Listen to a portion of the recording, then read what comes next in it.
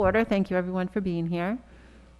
This meeting is being recorded by WCTV, and it's also being audio recorded. It's being made by Jamie Wixton. So we are joined today by myself and Jeff, and Kevin Berjali is on Zoom. He's joining us remotely. Unfortunately, April and Mary were not able to make it today to this meeting. We're also joined by a few members of the Finance Committee. Do you guys want to introduce yourselves? Dave Hurd, Jody Smith, Matthew Rose. Good morning. Thank you all for coming. I would just welcome everyone, thank the superintendent, the assistant superintendent, everyone who has worked to put this presentation together today. And we will just go through the agenda, department and schools, and we'll go from there. Christine, do you want to make any type of introduction? No, I think that we'll just go through the presentation as we go along if there's any questions. I believe that everyone should have a detailed budget line by line. If you don't, there's copies right there. Okay. And I believe everyone has met. I'm Christine Succo, the business manager. If you have not, this is Christine. She is the business manager for the district. Okay, thank you.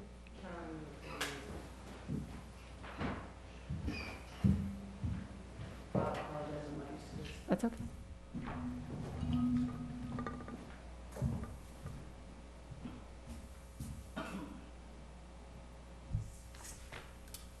Okay, we're going to start with the high school. Excuse me, I thought it was BST. Yeah, on the agenda, it's beyond school time.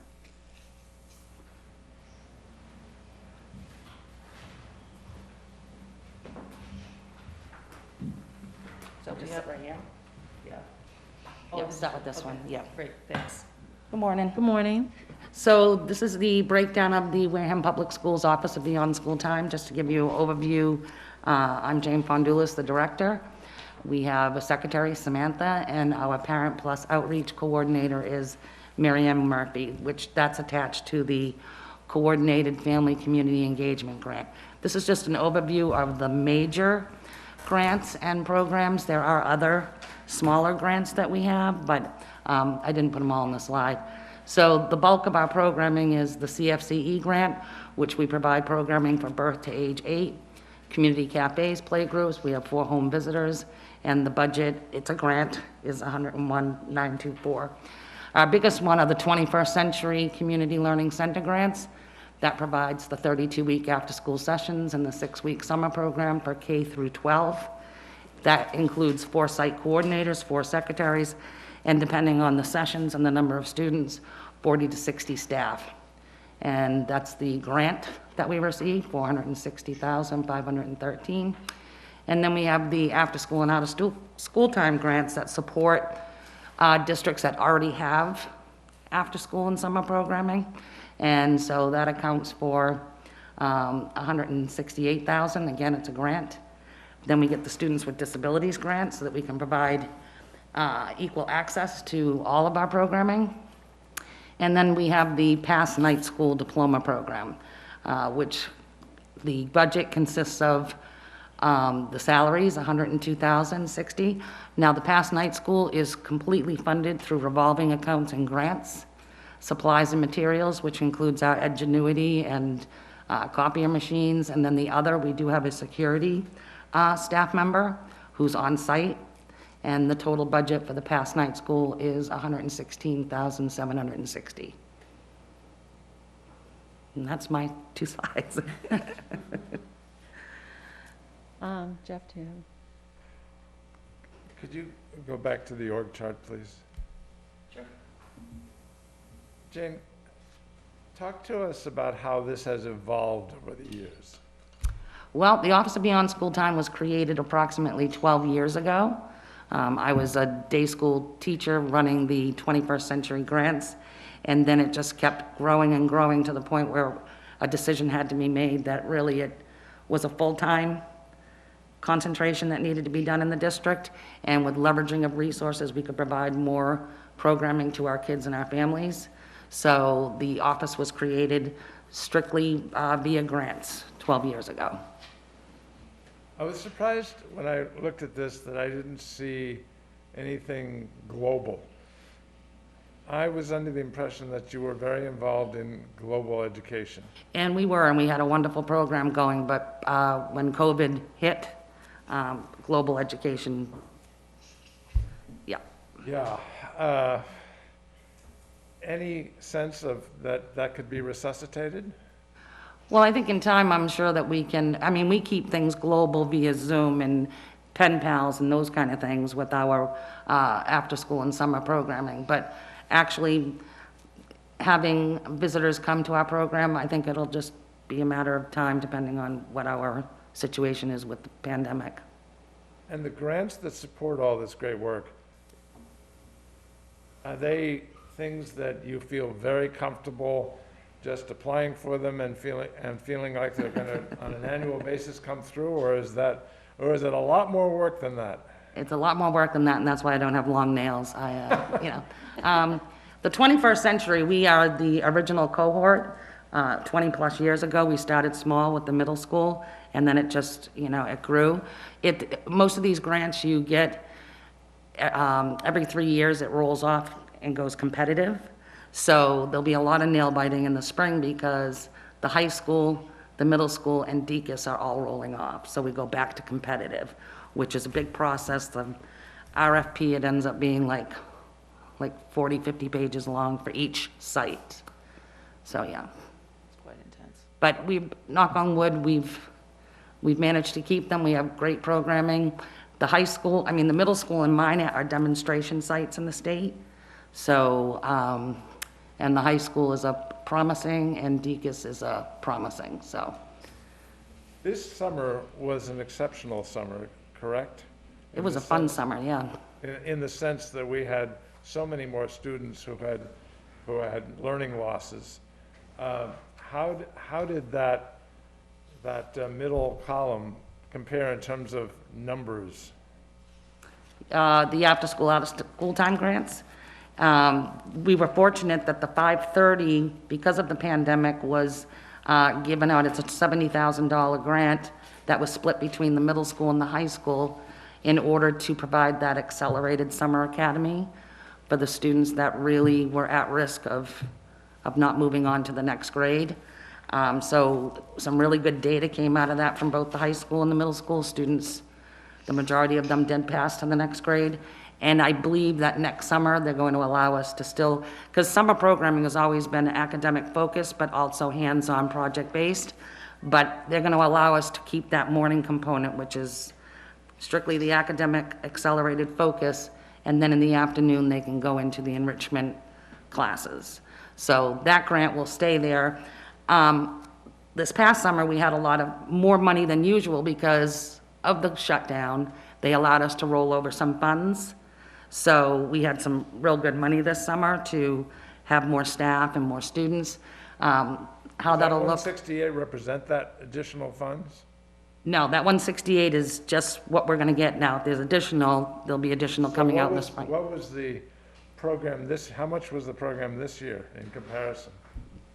The 21st century, we had an additional, on top of that 460, we had an additional, I think it was about 67,000 in a rollover, carryover account. But I was thinking of the summer programs. Well, the 21st and the after-school and out-of-school are both have after-school components and summer Okay, components. yeah, you're right. Yeah. Okay. You mentioned, you used the term majority. That's a frightening term to me. How many kids came that wouldn't normally come because they were at risk of not literally being able to go to the next grade? And how many of them, in fact, did go to the next grade? A majority sounds like a lot of kids were left behind. No. I think on the high school level, I don't have the figures in front of me, but I do have the data. I can send it to you. But with the 530, the high school, I believe we had over 85% of the students that successfully went on to the next grade. And at the middle school, they all did. We had 53 students, and they all passed on. Oh, that's good to hear. Yeah. Okay. Yeah. All set. Okay. Kevin, do you have any questions? I don't. Okay, thank you. So as you said, you've been providing services to families for many, many years, but how, do you feel like you were able to provide services to all the families that were in need this summer? Were there, students, did you have enough spaces for all the students? Yeah, we took all We the saw it. students. Yeah, Yeah, it was a juggling act, and it was, you had to think outside the box, because, you have to understand the staff had been through a horrendous year, and like 95% of our staff are day school teachers and paraprofessionals. right, So I had to really be creative, because normally a lot of them would want to work all 4 days, the whole 6 weeks, but they wanted to maybe work 2 full days, so there was a lot of juggling and figuring out the different pieces like a puzzle, but we didn't turn away any students that applied for the summer program. that's great, that's great. And now, so with after-school programs, are you still able to take in, I know that, there's a shortage of childcare everywhere. So are you able to accommodate all the students who want to be part of your after-school programs? Yeah, we've done our best, again, thinking outside the box and being flexible, because again, staffing, I think staffing is an issue across the state, but we've tried to, I tried to make it an equal playing field for all students, in that a lot of families that might have wanted 4 days a week, I tried to at least give everybody 2 days a week, so that all students could have the opportunity to be in the after-school programming. So we're trying to be a little flexible there. That's a And good I'm compromise. already getting emails from families waiting for the next session registrations to come out, so. I'm sure. Yeah. I'm sure, Yeah. okay. And you did say that the PASS program is fully funded as a revolving Revolving and grants. fund, right? But in the budget, there is a line under the alternative high school for security. Does that come under No. you? That's it, that's part of the alternative school that's within the school at the high school. Okay. So, I kept that separate, it really should be in with the high school, but. He's saying your mic isn't on, sorry. Oh, Oh, okay. Sorry, I was looking at Joyce. So, can you hear me now? Okay, great. So that's a school within a school, but when I report it on the end of the year report, that's broken out on a separate tab, so that's why we keep it separate. okay. So it's increasing 50%. It's not a large amount of money. I guess my question, I know that you have a, security at that PASS program. So I guess my question is, what was that line for? For the high school, the day within the school Okay. within the school model. The line at the high school, you mean? Well, it says alternative high school Right. on here, so I understand it's part of the high school. But if it's not part of the security at the PASS program, then what is it? It would help offset our SRO. Okay. Okay. All right. All right. If there are no other questions, thank you very much. Thank you. Okay. We'll move on to the high school.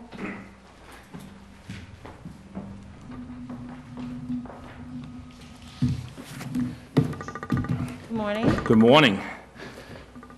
I'm Scott Palladino, the principal of the high school, and we'll get started in looking at our breakdown of regular ed enrollment, special ed enrollment, and we've broken down our TLC, our young adult, and our Connect program to the right, just to give you the numbers.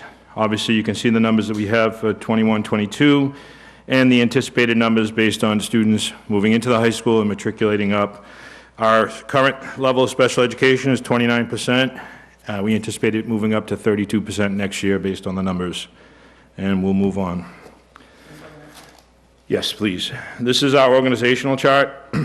As you can see, the principal is at the top. We have 2 assistant principals to the right and 2 deans of students to the left. In the green, we have 5 department heads.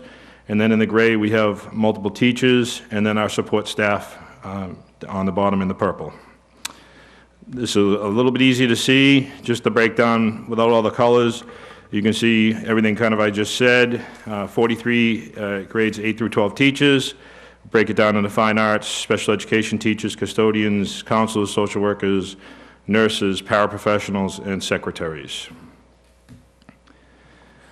In our budget, we have requested 1.5 FTE, a 1.0 FTE math teacher.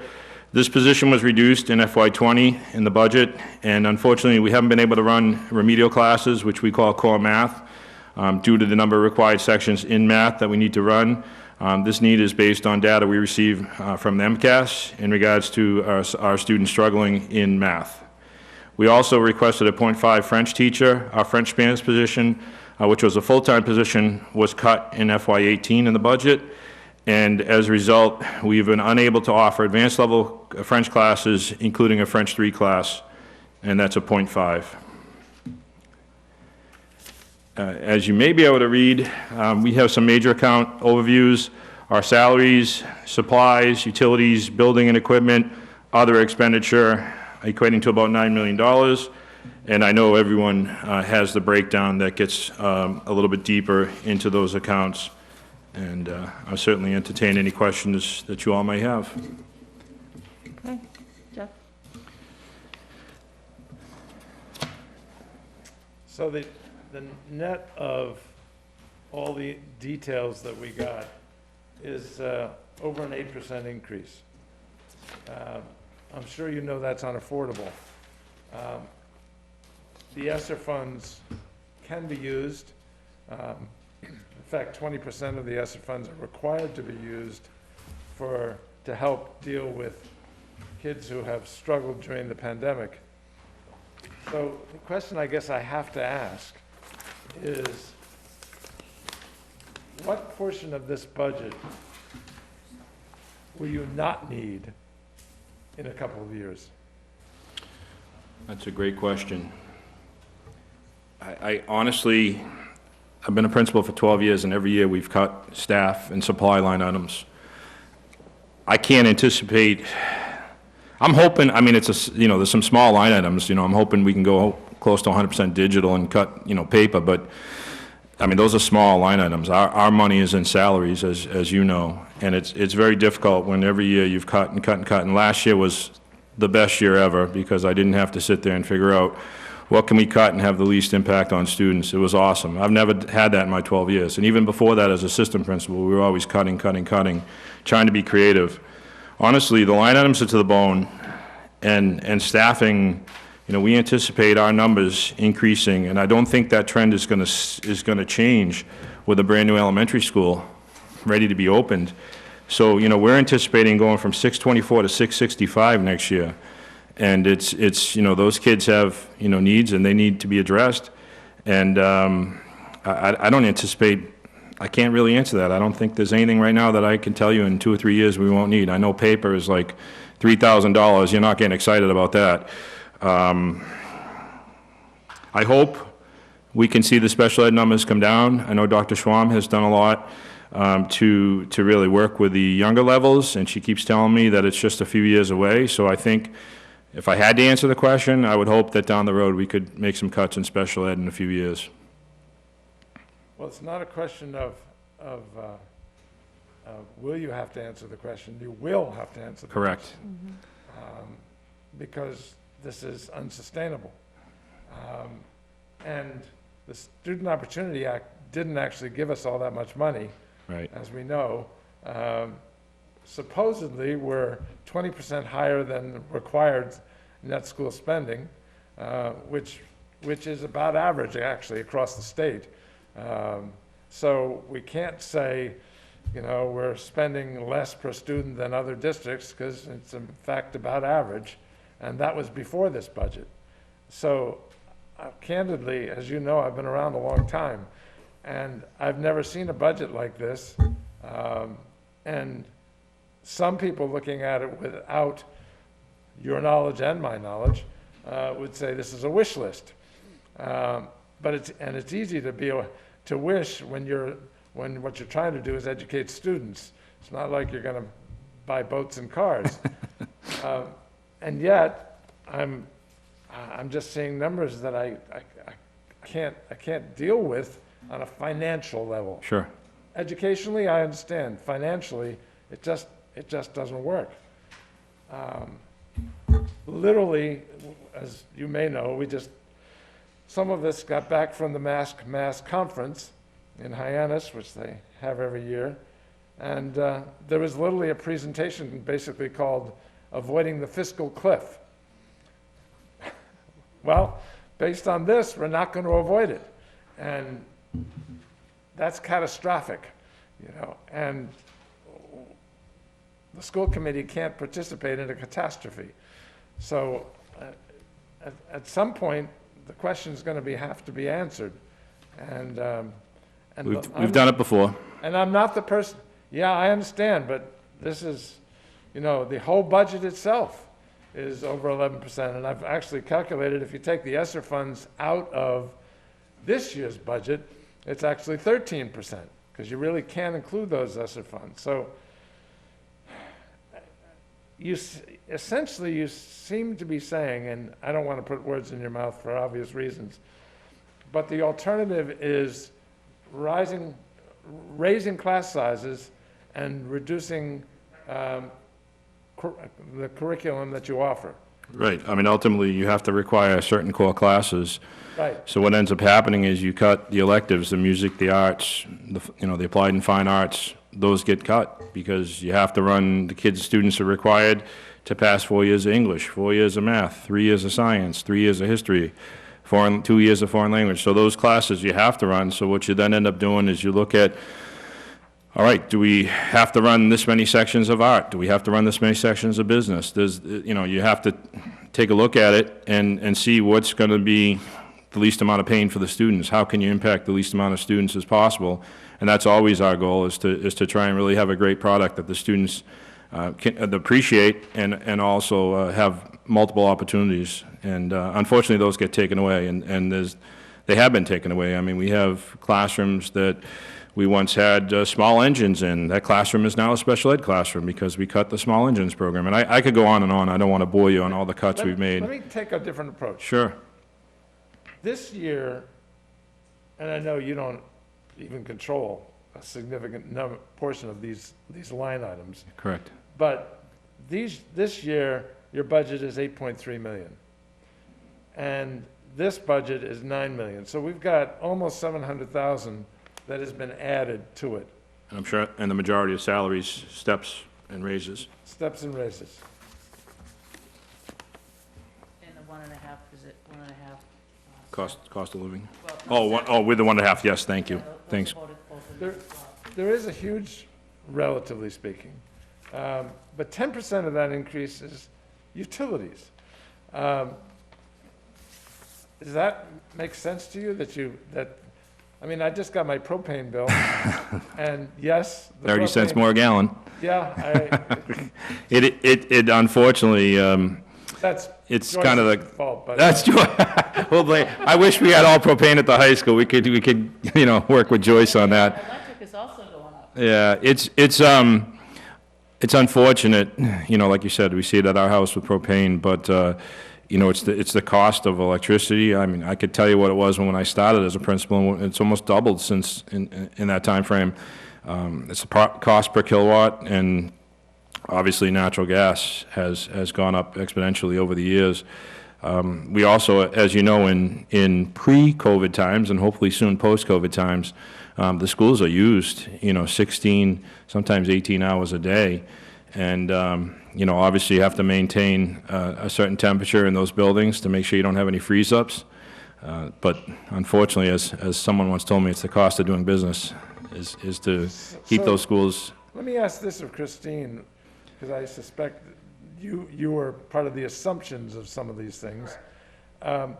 What assumption did you make about utility costs when you put this budget together? So what I did was, since the last couple of years, it really haven't been a full year that it's been full capacity. I went back a couple of years and looked at the usage, and then I'm working with Tradition Energy and they're procuring so we can lock in some rates for heating as well as electric. So when I started working with them, our contracts are up to December 1st. They advised me that electric's gonna be up at least 25%, and that gas will be up at least 10%. I don't have any figures yet. I should have them before we make a vote in December. So if there's an adjustment to be made there, then that will happen. But I had to base it on the history of really the last full year that we were here. So this is an objective third party telling you this, Correct. with no incentive to inflate.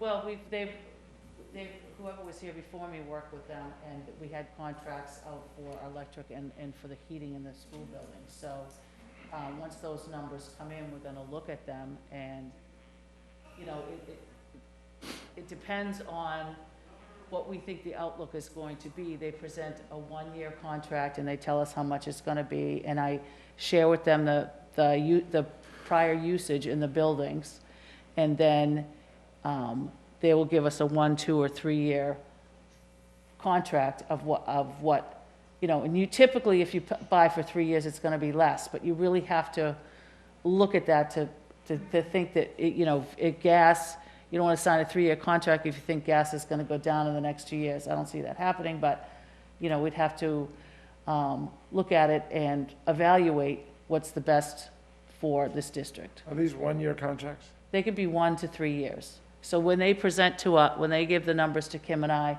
sometime before December 1st, they'll present a 1 year, a 2 year, and a 3 year. And then they cost out what it is per unit of gas or electric, and then what they predict it will cost annually, based on prior year usage. With inflation is built in, et cetera, so. Is there, totally different tack, thank you. And I don't really like doing this, but I don't have much choice. There's another 10% plus of that 700,000 increase is guidance. Why would that be 90,000 more next year than this year?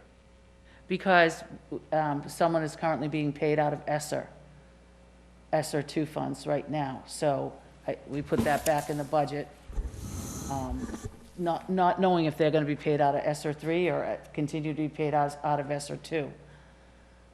One of the requirements with the ESSER funds is X amount of dollars needed to be spent on social emotional. Understood.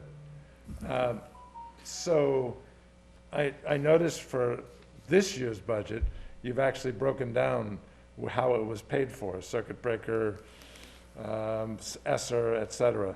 You did not break this budget down that way, so that's a to be determined, is That's that? to be determined, because we can't assume that we're going to use, you know, that's a decision that has to be made by the committee as a whole.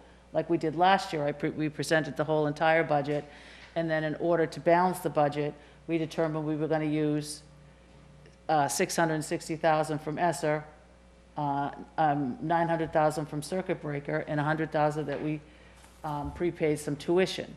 So that's not reflective in here because we have not made that Understood. decision yet. So there's a classic example of course, you're not going to need that in 2 years because everything is going to be fine, but you're not sitting here telling us that, right? Well, I'll tell you what, that'd be a great place if we get to that point. But you don't realistically think that's true? I don't think so. Based on the demographics of our students, I just don't think that's going to be an area we'll be able to cut in a few years. I'm hoping special ed might be an area that we could look at in a couple of years. Fingers crossed. Yeah, I understand. I tell my tennis players not to play by prayer, you know. I think, They're doing quite well for themselves. yeah, they certainly are. But this is,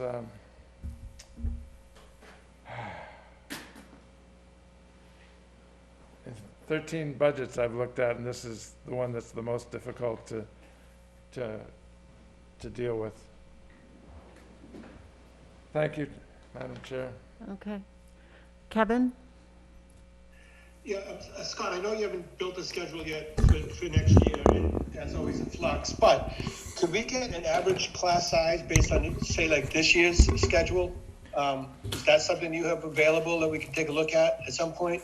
I can, Kevin, I can send to you electronically when I get back to the office what I've handed out, which gives the class sizes, Absolutely. Okay. I can definitely send that to you, and I'll make a note to do that as soon as I get back. I do want to, while we're talking about class size, just once again, thank the teachers for stepping up.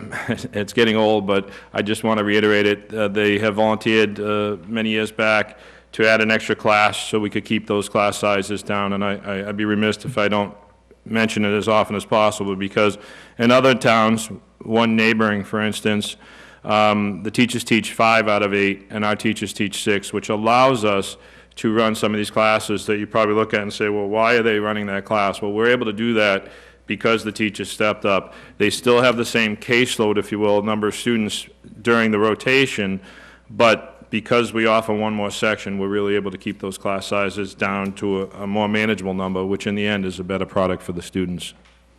So I'll send that out to you, Mr. Bajoli. Thank you. How many classes do department chairs currently teach? Department chairs currently teach 2 classes.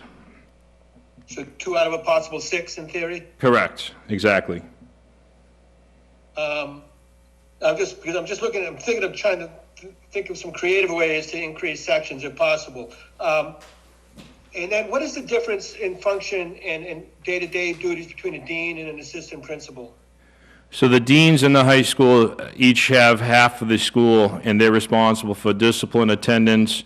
They handle the students coming into school, students leaving school, and all of they're involved in lunch duties as well. And what about an assistant principal then? So the assistant principal, we have one who's in charge of special education and special education discipline. We have one that's in charge of instruction and curriculum. And as you know, we all overlap, as you know that from your years in administration. But neither assistant principal then deals too much with discipline. Well, the SPED you said does some discipline, but the other one does not. They both deal with discipline, as do I. Okay. There's no, I'm sorry, Kevin, quick question. There's no department chair for SPED, correct? There is. So you have both an assistant principal for Correct. SPED as well as a Correct. She's department also the team chair. Who's in charge of the department is also the team chair. chair? Sorry, Kevin. No, so I guess is then the department chair's function, because they have 2 departments, right? Is that right? It's at least 2. Some of them have, 6 different departments. Like I think of Amy Dion. She has a lot of the smaller departments that come in with her. But for the most part, yes. Like you think of, Mike Murray, humanities. He has English, history, and JROTC. He has our second largest caseload. And their primary goal is curriculum implementation, observations. The big part is, so they handle the daily functions of the department. They do all the ordering at the end of the year and over the summer. Instruction, they help out with the curriculum. And like you said, the biggest part is the observation process, which is, I think, one of the best in the state, the observation evaluation program that we have. No, I know. The fact that you have 100% evaluations done in the district is very noteworthy. But again, I'm just looking at big picture, the ways down the road. But I just wanted to ask those questions. Thanks. Thank you. I guess the last question would be, how many current positions do you currently have now that were funded by Esther for this year? Like, do you have a new guidance counselor or social worker? Social worker. based strictly on that? I'll defer to Christine on that just to make sure. I believe it's, do you have that A information? social worker, a custodian, A special education teacher, I believe.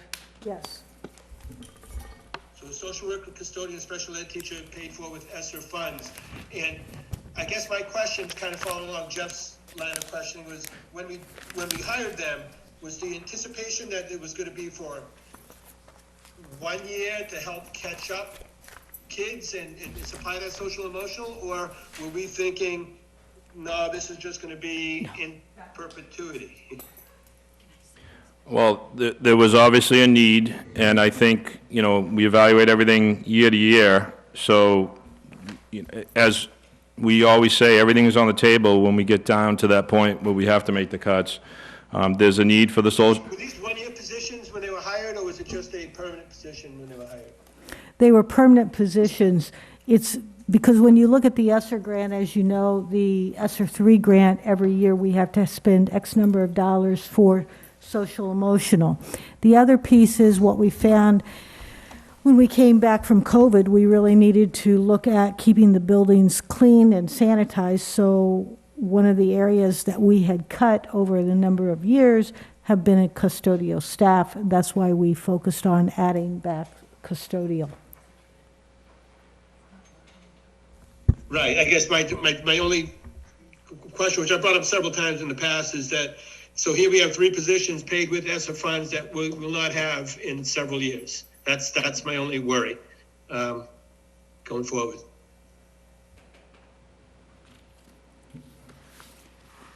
I have no more questions, thank you. Thank you, Kevin. Thank you. So just to follow up on their questions about the ESSER funding for the positions, so we've determined that the person in guidance is in the budget this year. The other positions are not, is that true? No, they're in there. So they're all in there? Yes, they're all in there. Okay, Because last year you voted to use $660,000 of ESSER 2 money to fund this year. But I put those back in the budget because there's been no conversation about other sources of revenue that are going to help budget balance this budget. so I understand that, but we have talked about, in the past, about reporting on ESSER spending, right? So we haven't seen it, but we've talked about it. Yes, And so that would be helpful to see that as an addendum to the budget, or especially on the budget going forward. okay. I believe at the next meeting that we didn't have a couple of weeks Right, ago right, due to the there. storm, that I believe I'm going to speak to ESSER 1 as well as ESSER 2 Okay, funds. And ESSER 3, we have not heard yet. okay, It's been applied for. okay. And would it be true to say, so we're talking about 3 positions now, are those the only positions that have been added at the high school since our last budget was approved? Or have there been more? I think there's been a Special I don't ed, mean- special I don't mean education. people, but positions. special education teachers. Okay. All right. So when we look at a salary jump, it's not the same amount of positions. It's an Correct. increased number of positions. Right. Okay. So it's 3 at the high school. So when you develop the budget and you look at areas, obviously, where you need increases, are there any areas where you decrease the spending? Well, there's line items where I think we decreased or stayed the same. I don't know if you want me to go through those. No, no, I mean, I You looked have at it, that. I'm but just- it's I'm just just asking. hard because, you know, Jeff gave a great example with propane, but we're seeing that with everything. We have a lot of consumables that we have to purchase at the high school, and we're seeing, if the product's even available, the price is 20, 30, sometimes 40% more than we paid the previous year. It's just, it's outrageous, so it's very difficult, really. It was difficult to even level fund some of these, let alone decrease. I think the biggest decrease, I hate to keep going back to it, was paper, because we really are trying to get everything, you know, sent electronically, everything handled electronically, and paper, as you can imagine, takes up a huge amount of space in the high school. So just trying to free up some space, and the fire department appreciates it when we don't have too many flammable products or potentially flammable.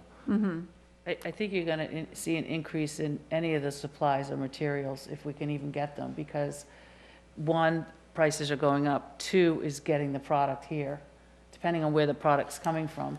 I mean, we might be getting it from WB Mason, but are they going to get it off the ship that's been sitting out in the ocean for 3 weeks? When is that coming in?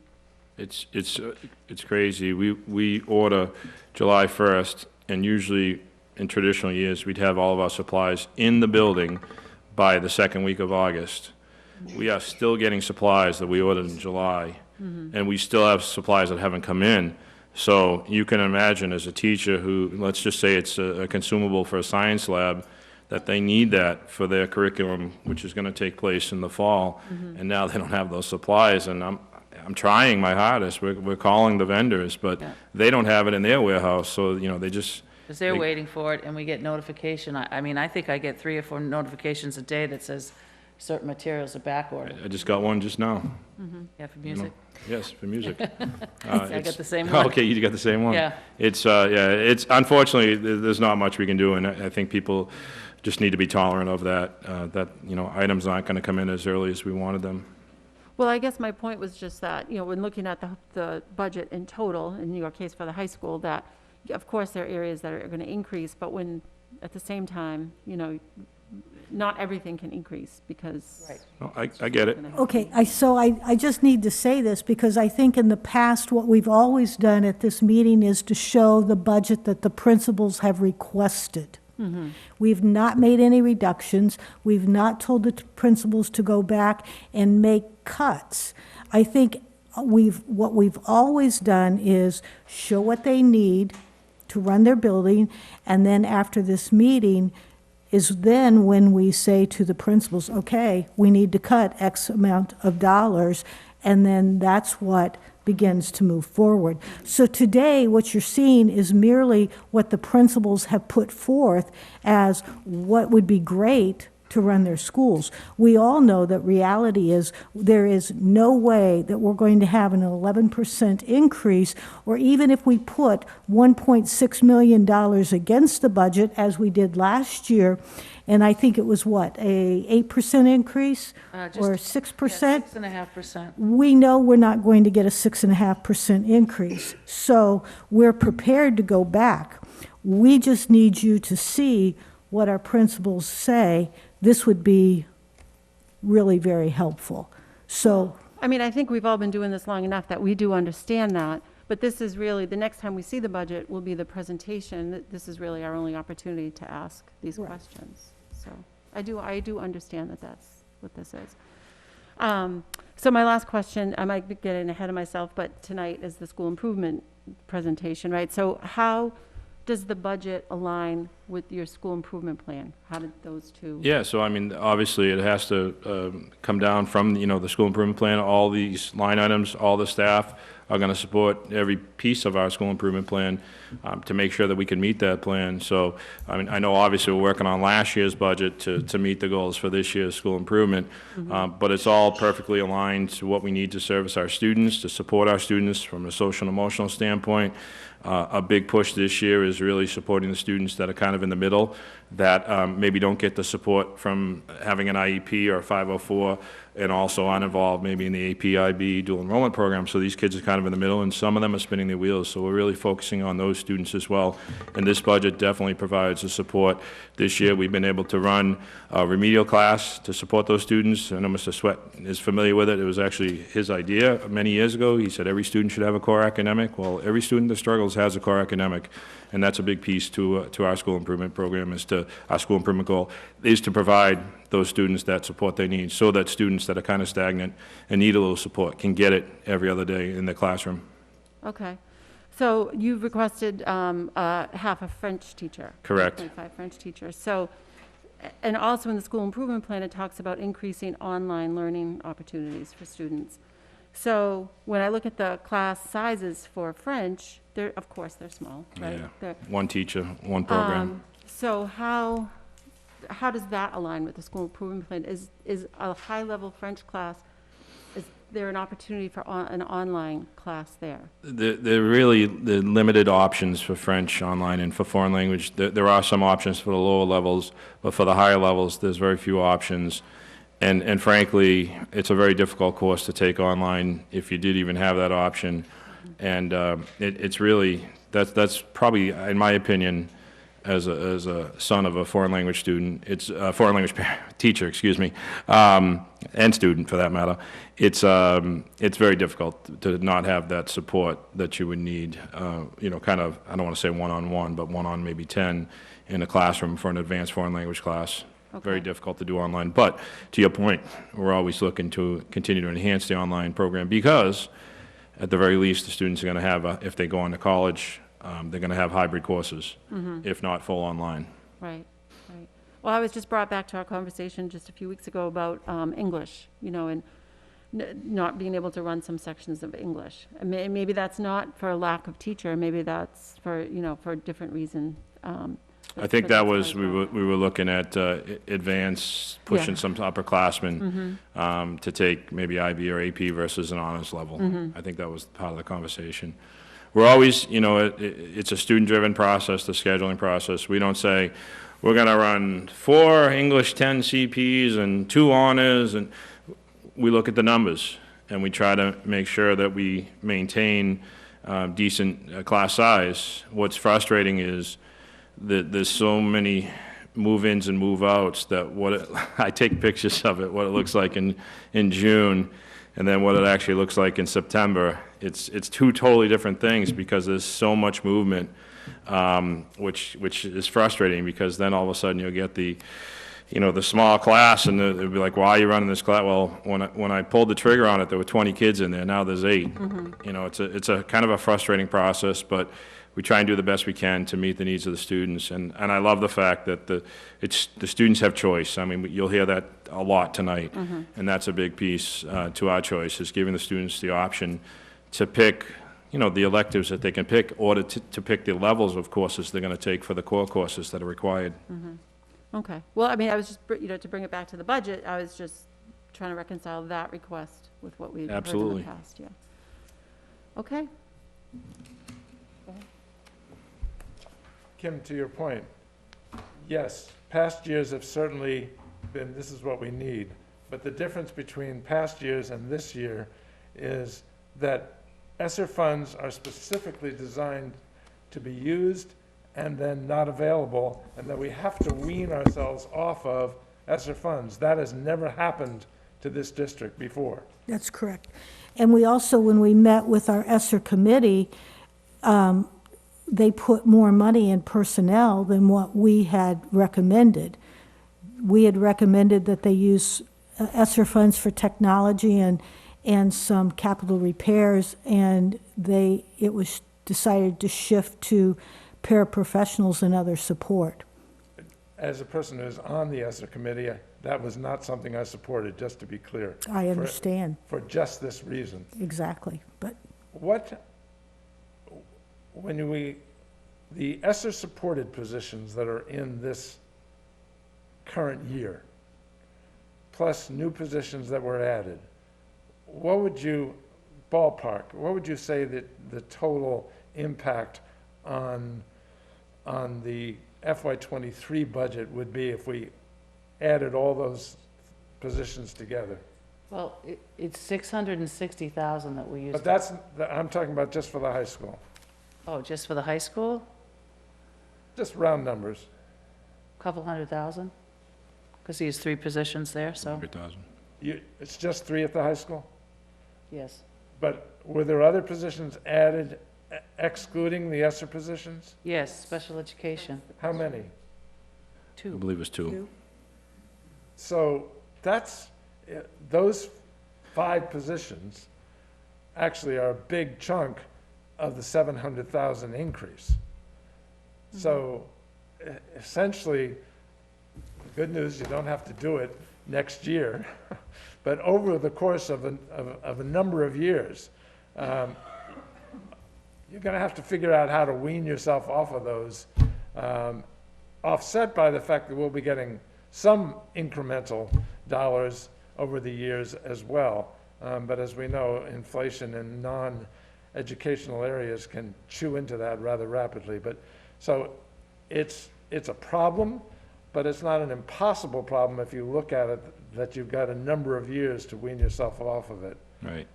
In addition to that, each additional student represents additional funds for the town, and that can't be discounted as well. Let's hope the additional, 31 students there, maybe becomes 60 students in a couple of years.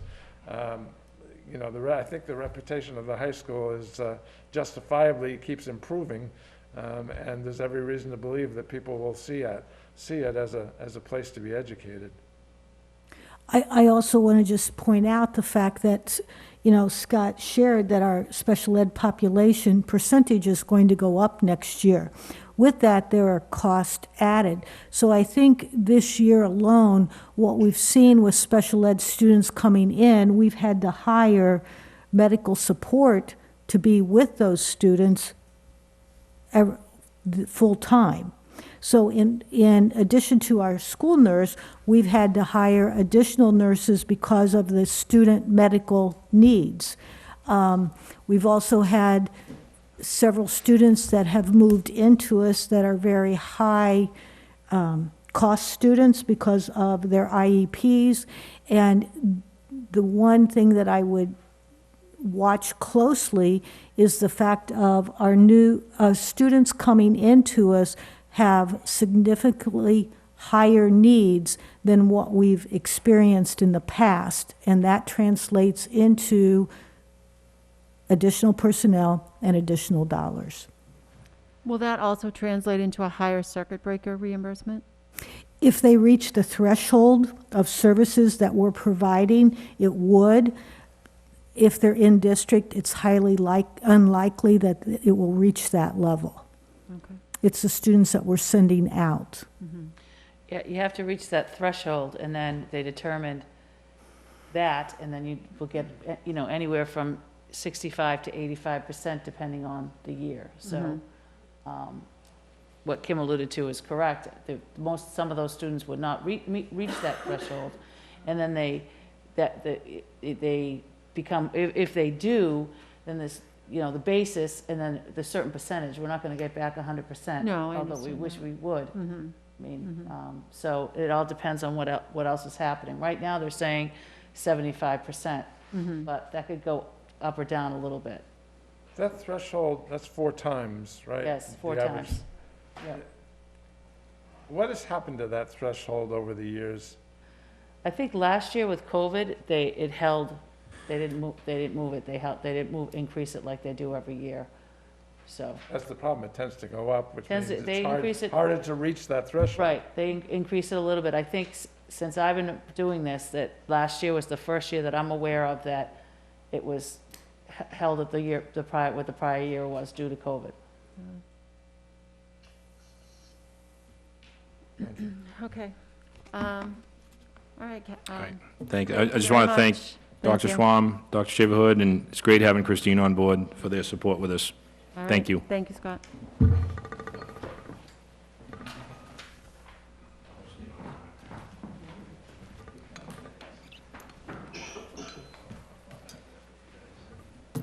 Hello. Good morning. Thanks for being here. Hi, Tracy. Hello. All right, so this is Wareham Middle School. This is our current number of students and next year's number of students. Next year, current is actually one number off because we just added a new student, but we remain very similar for the next coming year. We do have a small bubble in 5th grade that will go through. It's very unusual. Normally, our numbers will be 170, 160. Sometimes they rise to 180, but our organizational chart you can see here. I'm not going to read it all to you, but if you have any questions when we get to that, you can ask me about those. The next slide shows the organizational chart in just a little bit of a different way, but the numbers hopefully will be the same. A staff request for next year is a reading specialist. We were able this year, because of the small bubble in 5th grade, to put a math interventionist in. That was very much needed. We also added accelerated math back. So we were able to do that with that math specialist. We do see gaps in students who are not on IEPs, and we do see a need for a reading specialist. And then our proposed budget for next year. Do you have any questions? Beth? Let me start with Kevin. Kevin, you're up. Hello. I'd ask the same question, basically the same question they asked Scott. One would be, can I see your average class size numbers? I know, Kim, you said you sent me something. I haven't seen that yet. Yeah. So there's that. And then, so your department chairs, how many classes do they teach compared to what a regular full-time teacher teaches right now? I have 4 department chairs, and they teach 3 out of 5 classes. 3 out of 5? Okay. And that's just for your building. They don't, that's 5 through This year 7? it's just 5 through 7, correct? Okay. And the number of counselors and social workers, you have 7. With some of those added this year, How many of those were, I guess, added this year from ESSER? I'm not sure for ESSER, but we did add a social worker. One. One, okay.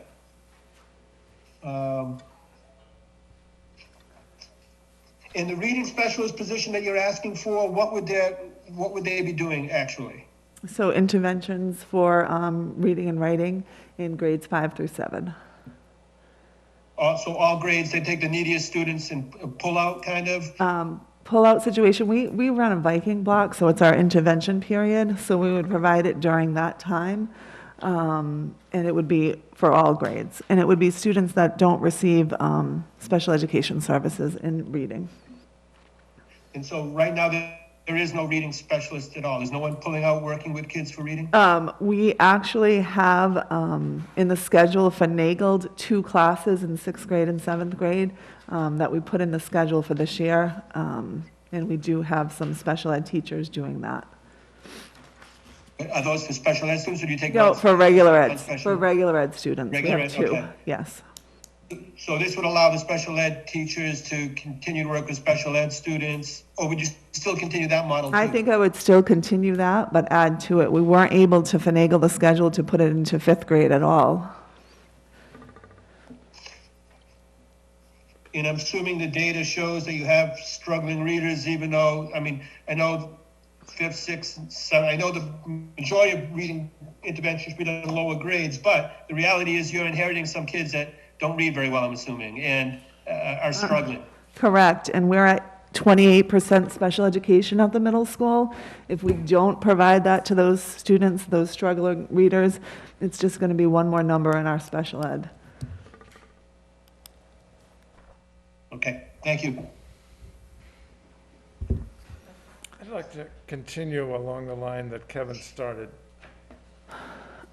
Long time ago, I learned the expression, you learn to read and then you read to learn. Mm-hmm. And so what you're telling me is that kids have not learned enough about how to read so that by the time they get to you, they can't read to learn. Is that a fundamental question? Correct, there's that shift, happens right around 5th grade. I don't know, I thought it happened earlier than that, but you're the expert, okay. Well, right around 5th grade for us, our children are having a hard time with comprehension. Tied into that, they're struggling in writing. Writing. That's interesting. I never heard that before. So you implied that kids who are struggling to read can become special ed kids just because they're struggling to read. So they haven't been identified in kindergarten through 4th grade as a person who needs an IEP. But now, because they're struggling to read, all of a sudden they need an IEP? Well, it doesn't mean that, but we would test them. So we have initial requests even in 7th grade to test students.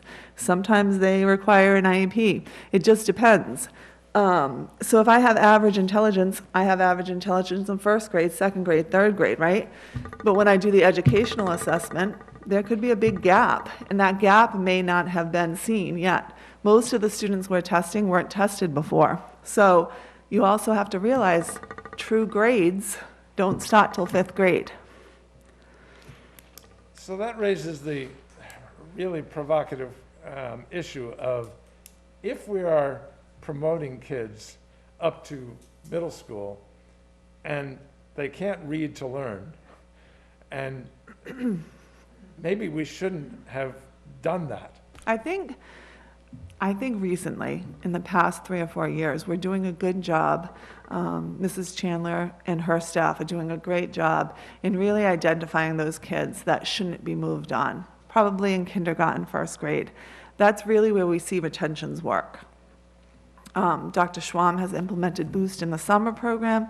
I think that truly helps for those kids that shouldn't move on. The pandemic has affected us. So having a math interventionist and a reading interventionist is really needed. We have kids that were homeschooled, looks like they weren't really schooled, a lot of them. When you miss a year and a half of education, you have to somehow backfill those skills that they had. Do I think we'll need this forever? I'm hoping not. We definitely need it in math, but we've seen it in reading this year.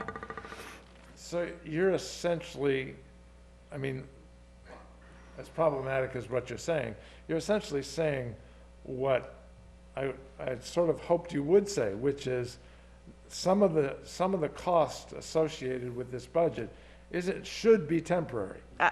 That is my hope. We were on a great track, 1920, until the pandemic hit. And we're seeing not only the educational effects of it, but the academic effects and educational effects, we're seeing the social emotional effects. It's huge. It's just huge. Our kids don't have the social skills to be with each other. Some of them were isolated for a year and a half. They didn't do much of anything.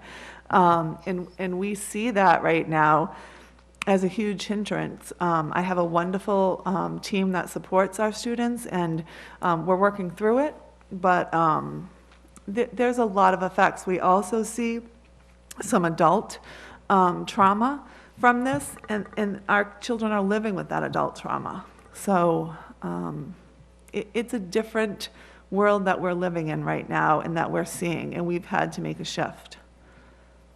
So the joy of being back together with your fellow students is mixed with emotional complications. Yes, sir.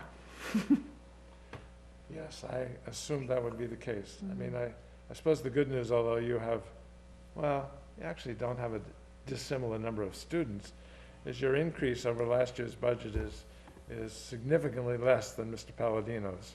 So I'm sure that wasn't the plan, it just happened.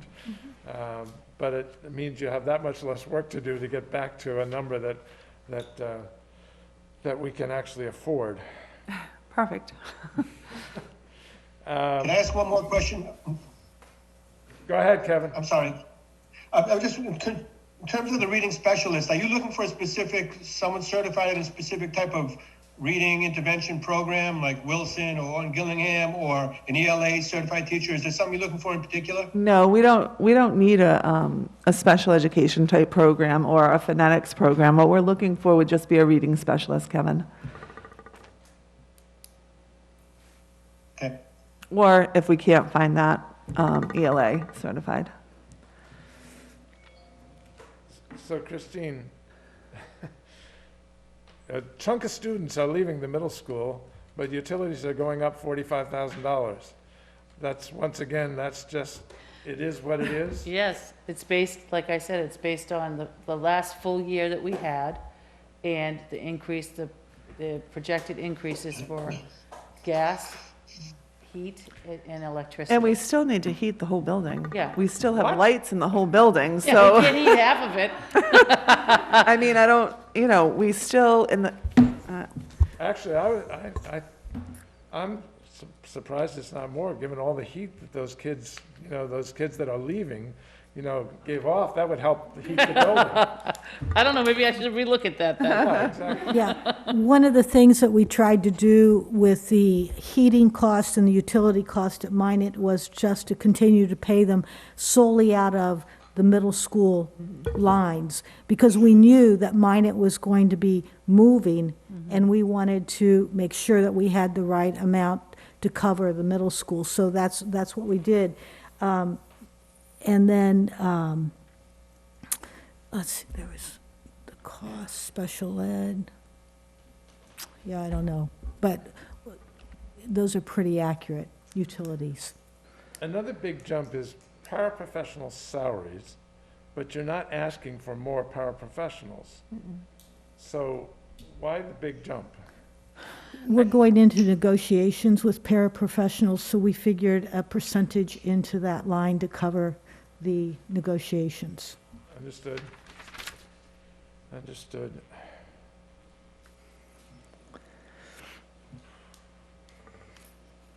Oh, I know.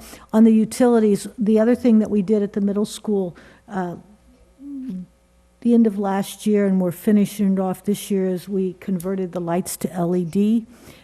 We also converted the lights in the gym to LED, so we hope that we're going to see a little bit of energy efficiency there as well. you all set? Yeah, yes, yes, thank you. So most of my questions have been asked already, but Okay. I just want to say thank you for acknowledging the effects of the pandemic and the needs that, have arisen from that. Yes. We talk about the increase in paras, so that goes along with my other question about staff. So we talked about a social worker being added by Esther Funds. Has there been other staff, other positions added since we approved the budget last year? Since we approved the budget? Yeah. We've added seasonal custodians throughout the time when we've been able to find additional help. Other than that, at the middle school, I cannot think of anything that we've added since the budget was approved. Okay, so we haven't added paraprofessionals, that wouldn't be the reason, part of the reason for that increase in that line item, okay. And again, like I asked Scott, when you're formulating your budget, are there any areas where you were able to reduce spending? There were some line item where we were able to reduce. Unfortunately, the increase in all costs, supplies, everything, that's why we increased a little bit. But I think, Well, I mean, I looked at the line items, and of course, there are some that went down a little bit and others that went up. But sometimes, even though a line item went up, there still could be some kind of a reduction in there. I mean, salaries go up just based on increases. right, yeah. Right. I mean, yeah, we always make it work. My huge thing is keeping staff, so I'll make anything work. We'll work without paper if we have to. We really need the kids, and the teachers in front of the kids. We need the paraprofessionals. We only have paraprofessionals that work in our substantially separate programs. We have very needy population in those 5 programs, so it's important to keep them in district, and the paras do a great job with them. But I have a wonderful team that I work with, and I think that's what we need. We need those adults in front of kids. Okay.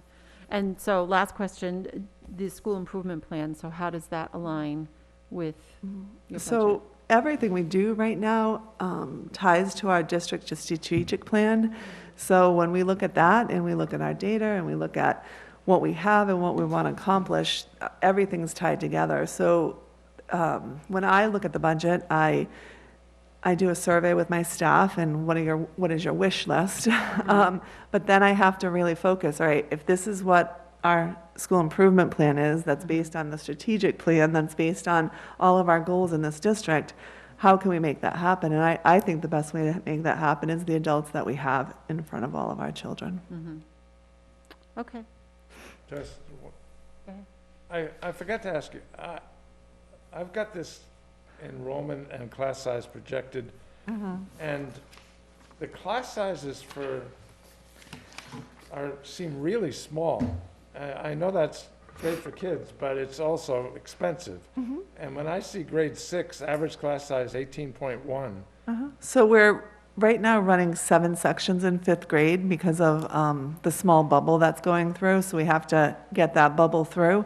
It is a small amount, but you also have to realize we're not an elementary school, so we don't run as an elementary school. We have teams. We try to do subject-specific teachers, so in 6th and 7th grade, we don't run like a high school. We don't say, I have this many sections and you can go wherever you want. So we really, due to the pandemic, tried to get back to teams, having 4 teachers that have consistently the same amount of students. So 1 teaches science, math, social studies, and ELA. And that's really, when you see those numbers, if you just reduce 1 section, it doesn't mean a whole teacher. I don't have teachers that teach cross grade levels. They don't teach 5th grade and 6th grade. Whereas at a high school level, you could have a teacher that teaches seniors, but they also teach freshmen. So, I understand completely what Yep. you're saying. I'm just saying there are many districts who would look at those numbers and say, my God, I wish I had them. and that's what I'm saying to you. If I look at my budget, I'll cut everything out in order to keep those small class sizes. I think it helps academically and for social emotional reasons. Thank you. Yeah, All right, thank you very much. thank you, everyone.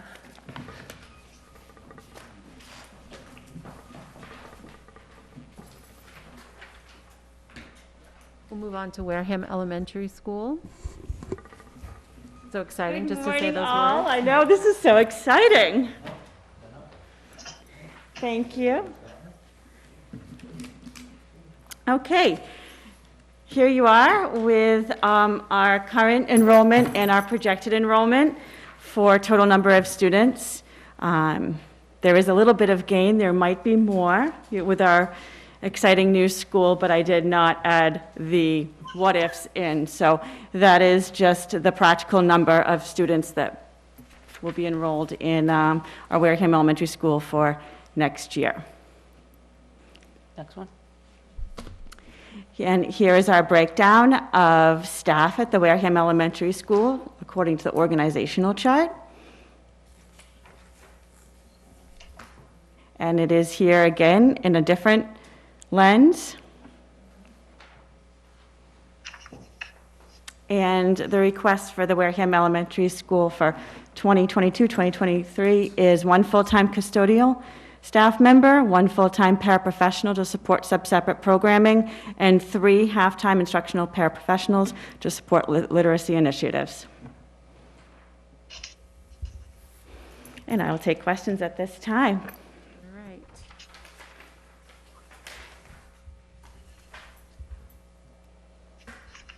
Could I just ask one clarifying question just to begin? The numbers on our schedule, the budget, Minot and Deacon's were just added together for the Yes, they were history? combined, Is that correct. how- Yeah, okay. You'll notice that they have a different number, 23 is now the location. Right, Because if you remember last year when we were going to combine certain accounts through the end of this year, once we get over there, I think the utilities, et cetera. Those, we decided to use the number 23 that was available in the chart of accounts list. So the following year, they'll all be together. okay, all right. I can begin also with just class size. I just wanted to break it down, as I know that question was asked before. Preschool is kind of subjective because it's an open enrollment throughout the school year. So our average class size begins at about 6 or 7 and usually ends at about 12. Our average class size for kindergarten, I'm projecting 190 plus. That will be 19 students. Grade 1 will be 21 students, a little bit higher. I have a high bubble there. Grade 2, 20 students with 8 sections. Grade 3, 9 sections with 21 students. And grade 4, 7 sections with 21 students. That's a smaller population. So before we ask questions of the committee, could we just start with one question I think everyone would have is, were there any savings realized by bringing the 2 schools together? Not at this time. No? Maybe we might see that with utilities, but I need to, once I meet with the gentleman from Traditional Energy. So this is just based on combining Minot and Deacon's together based on a history from those 2 schools prior to now. So Okay. I I also- know it's a brand-new school, so I did share with them the information that I did have that, I don't know if the engineer did it or, whoever, they shared with us what they thought the savings would be, since it would be a more efficient, because it's all brand new. So, I also think that one area that we'll be looking at, we can't make any predictions at this point, but transportation, because we will be dropping all students off at one location instead of split. So we may see a bit of reduction in driver times, but that's yet to be determined. Okay. Kevin, do you want to start? Sure. Hi, Bethany. And congratulations on your big new role in the biggest school in the district. Thank you, sir. It is the biggest, too, by the way. Very, very expansive building.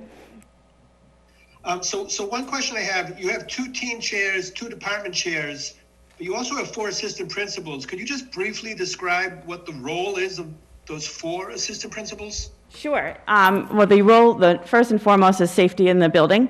So their number 1 role is making sure that our building is safe and secure for all students and staff. In doing so, they will be responsible for not only discipline So there's no dean, so I don't have deans. They're responsible for discipline. Their role is observation, evaluation of teachers, parent support, and of course, supervising their grade levels.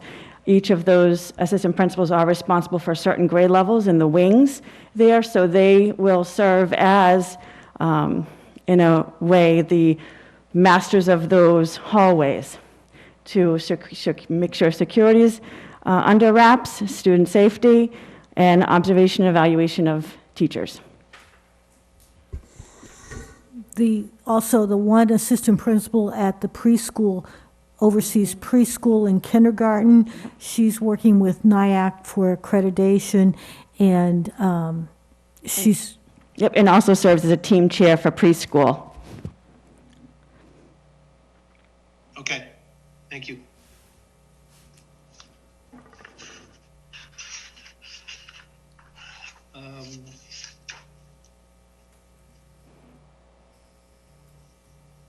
And just in terms of the paraprofessional support that you're asking for, so right now, the majority of the paraprofessionals, they're in individual classrooms, I'm assuming, do they work with the same teacher most of the day?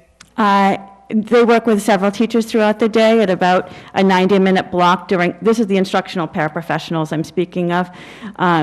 There's set times, we call them boost times. They run for about 90 minutes, and those paraprofessionals work in those 90-minute blocks. The 3 half-time paraprofessionals will be able to do 2 boost times per day, supporting 2 grade levels of boost. Okay, thank you. You're welcome. Jeff? So the first thing is, I don't think you should let the kids take off their coats and just lower the temperature. I know, and that might be changed for next year, reduced. $265,000 for just utilities and heat is quite a big number, shall we say. Well, utilities is also water, trash. I understand. Okay. I know what utilities are. Okay. I just didn't want you to think it was all. It could all be remedied by wearing heavy coats. Yeah. And hats. Yeah. Can I just ask a question while you're talking about utilities there? So we based the number this year based on studies that were done by the consultants that are building the building, Right. correct? That's what was, the base was, but then. And then you added to that, of course. Right. So we'll have to see how it We'll see. works out, right? We'll see how Yeah, it works out. yeah, It'll be a data collection year for sure.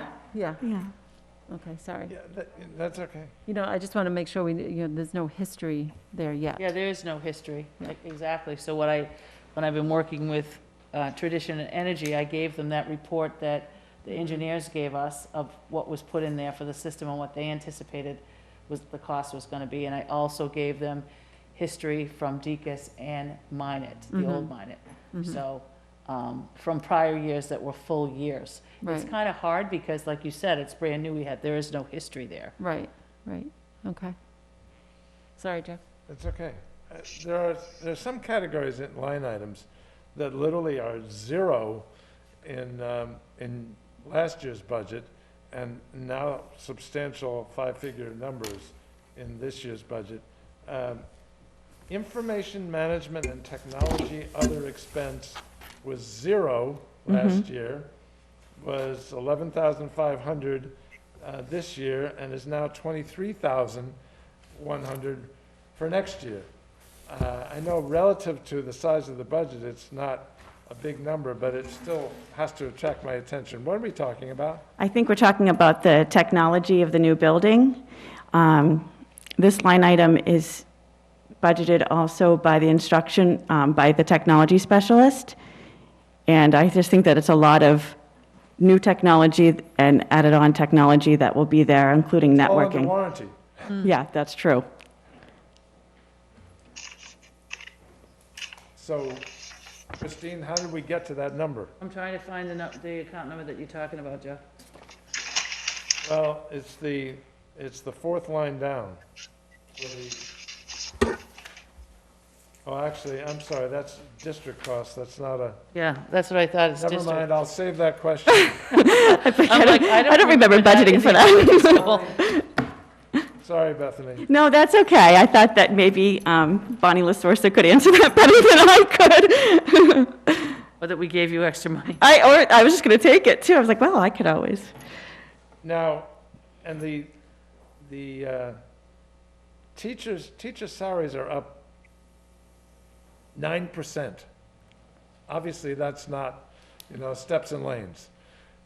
What's causing that? Was that from the last negotiations, Dr. Shaverhood?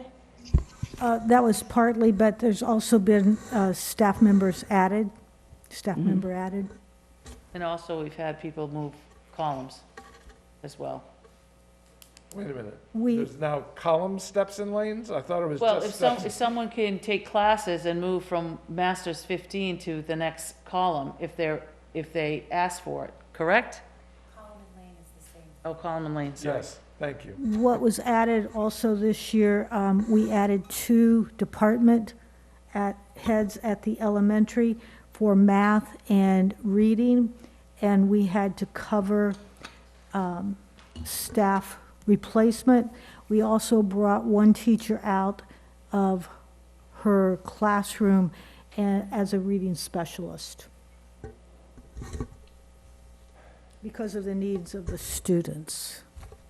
What's the data, Christine, with respect to how many of these positions in this year's budget are ESSER funded? To look. I do think, again, it's a social worker. Yep, a social worker, Custodian. custodian, I think you put a team chair in. team chair. So 3? Now, these are sped team chairs? Yes. Yes. Okay. To Kevin's question, I know you described the duties of the assistant principals, the department chairs. How would you describe their duties? So there's 2 department chairs. This is new to our building this year, very much needed and very excited about. Their responsibility is to create interventions for the teachers and paraprofessionals for literacy, to really analyze data, give feedback about the data, make sure that the assessments are given and carried through, and they are also doing observations and evaluations. But they are really looking at the curriculum, working with Dr. Schwam weekly on developing some breadth and depth to the curriculum and carrying it out through working with the teachers. And you'll see, I'll speak to this tonight in the school improvement plan. I don't want to, jump too far into that, but we did speak about how this aligns. We added the department chairs this year specifically because you'll see in my staff survey results, the lowest area that Deacon scored in was teacher feedback. And that is because I was literally with 1 assistant principal for a time being and myself, and we just were not getting back to staff about feedback in the way that I felt like we really wanted to. So I really wanted to improve upon that area, give feedback that is, really thick and needed to improve instruction in the classroom. So that is where the addition of the department chairs come in. So a category that is in your budget, that was 0 last year, and 17,000 this year, and 25,000 next year, can't believe I'm saying this, is pencil and paper.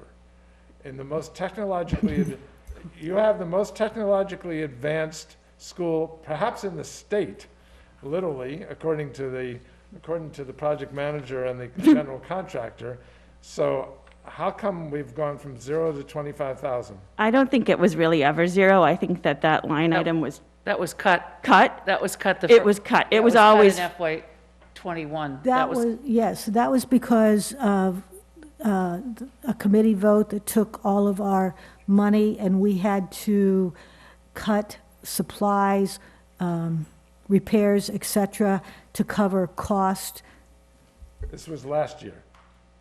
Yes. Okay, So and that's- this year, it's 17, and next year it's gonna be 25. With the addition of the grade 3, 4 students.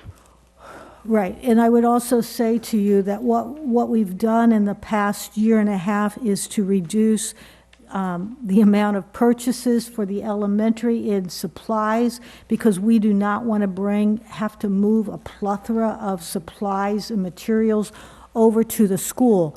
And so we have really curtailed that spending, and now we're seeing that we need to catch up just a bit. But with that said, we're still looking at what we have and what we're going to bring and what is really needed. So that number will likely be reduced.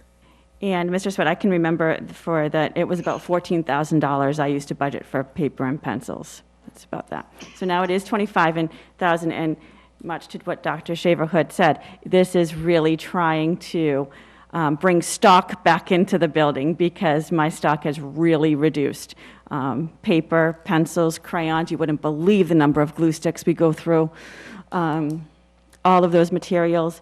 Our students use a lot of Play-Doh. We use a lot of tactile materials. For a lot of our literacy initiatives have a lot of that work. We use shaving cream. We have to purchase shaving cream. This is in the pencils and paper budget? Yes. Materials. All instructional material. All instructional materials. I was just looking at the line item, and the middle school pencil and paper went up, not down because of mine at leaving, so then the net effect Consumables. is, we are certainly not a paperless society yet. No. And even though Minot was in there, Minot has their own budget, even though Minot was housed at the middle school. When you identify switching gears completely, when you identify kids with IEPs, you would start the process, obviously, perhaps even in pre-K, but certainly in kindergarten, correct? Correct. How frequently does a student, over the course of the time that they're just with you, K1, 2 at the moment, become an IEP student that wasn't an IEP student in kindergarten? Well, there's a myriad of reasons. Time, support is some of it. My feeling is that some of the students that are on IEPs really don't need to be on IEPs, but qualified due to some time lost. I also want to bring a point. We have a lot of population That's a very that... provocative statement you Yeah. just made. Mhm. Okay, so tell me why they become IEP students, even though you don't think they need to be. I think it's lack of practice and time on learning. And if I may say too, we do have a lot of students that come into our district, and prior to COVID, if I may say, I've taken some data analysis and I've noticed that the students who came in at a very much lower point than where the majority of our students in Wareham were at. So a lot of my move-ins, that the data that I've collected has shown that they've come in at a much lower instructional level than what we were providing. Mhm. I understand what you're saying about the move-ins, but let's take that kindergarten student. Mhm. You're saying there are some kindergarten students who seem fine at the time that they're tested and enrolled. Yep. And they become IEP students because they don't have enough support during the kindergarten or first grade? Yes, and there's also a lot of, I think, research out there that shows that due to some of the social emotional occurrences that happen, that they're unable to be able to really absorb all of the instruction being given, if that makes sense. So I see a lot of students who go through a lot of trauma, and then their capacity to learn reduces substantially. Also, if you could just speak to a little bit about the number of first days we've had this year, and with our second graders, they really weren't in the buildings. Last year, I think I had 9 first days of school. So so there is a time factor to that too.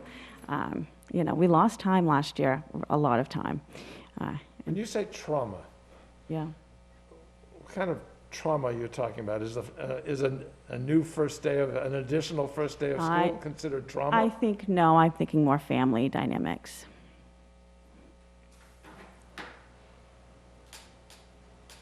I think that some of my students come to me and, have difficult lives outside of our institution. And we work that's why we have 3 social workers. Dr. Shaverhood and the district administrative team have recognized it for some time now that we have a lot of work to do when our students are with us to take care of them and make sure that they're safe, secure, and feeling loved enough that they are able to feel confident enough to learn, and really taking care of their basic needs.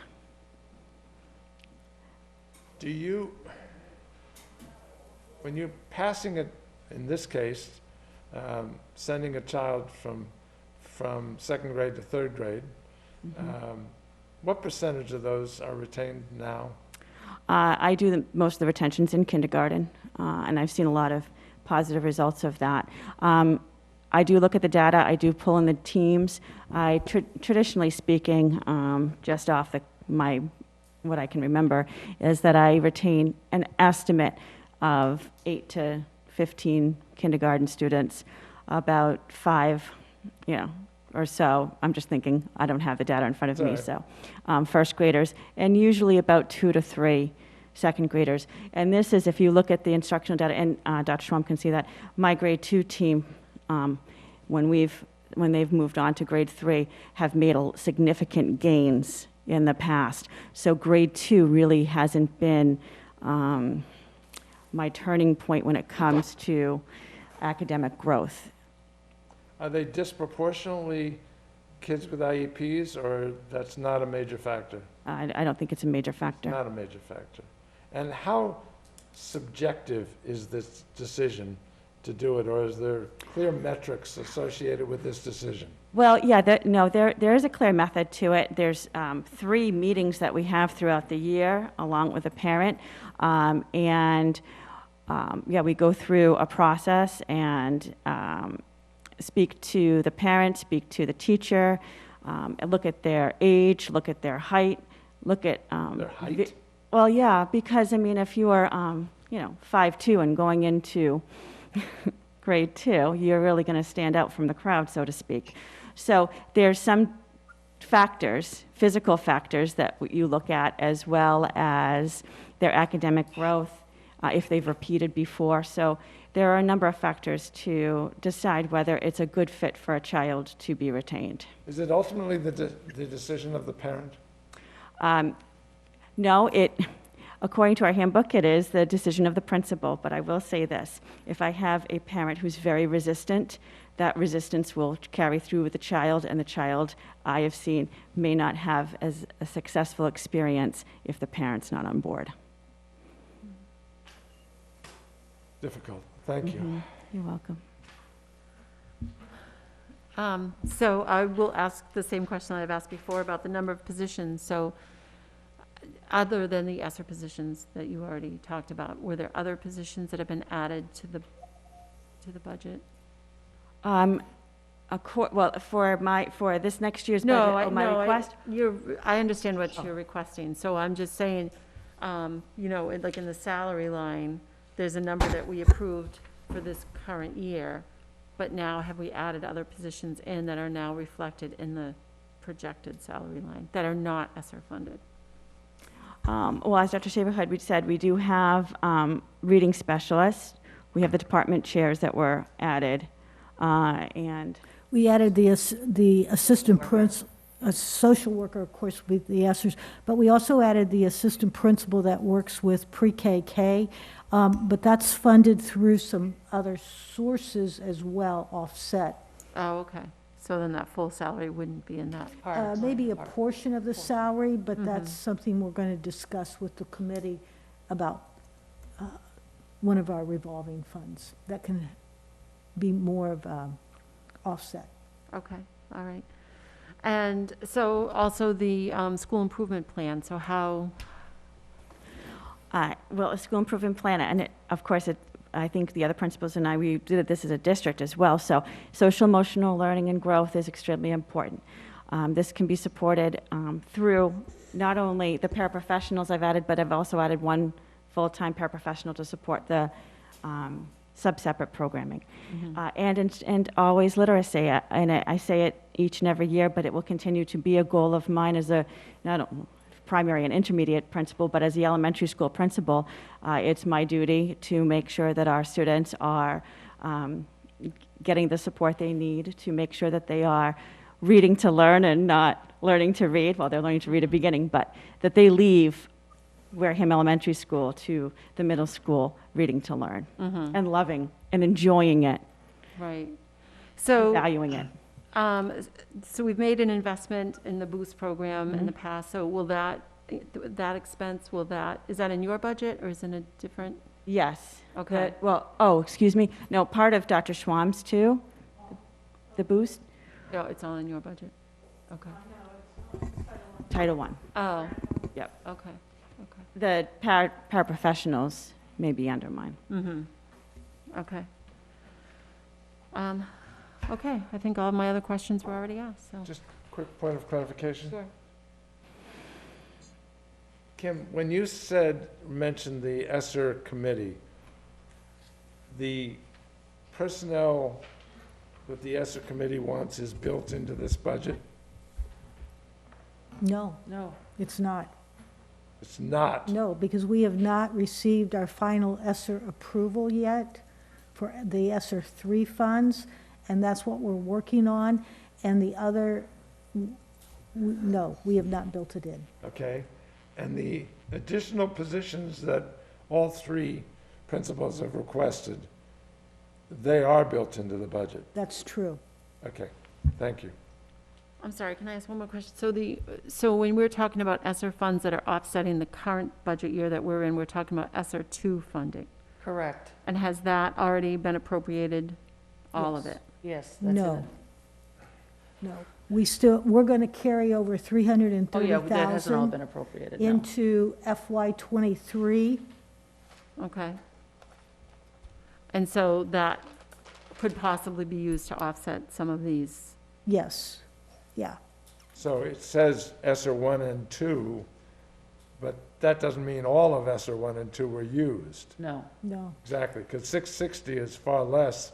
Yeah, 660 is that was what we used out of ESSER 2 to balance this year's budget. And any, of that 660,000, if there was any positions that we balanced this year's budget with, we put those back into the budget we're showing you right now.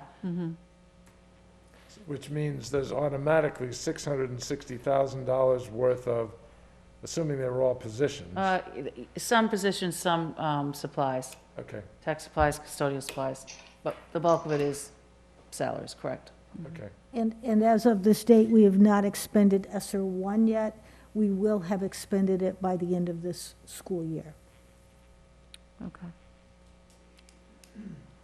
All right, thank you. Thank I you, wanna just say Bethany. Thank you, the committee, thank you for the district administrators for all your support, my colleagues, the principals, and the Wareham Elementary School staff who've given a lot of feedback about their need for paraprofessionals, and so we appreciate it so much. So thank you so much for your time today. Thanks for being here, Bethany.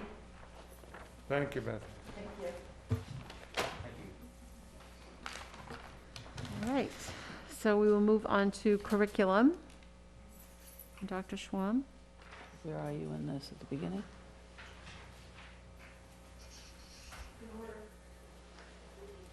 I had special ed next, so. Yeah, I did too. So you're after sped? On the agenda, it's curriculum.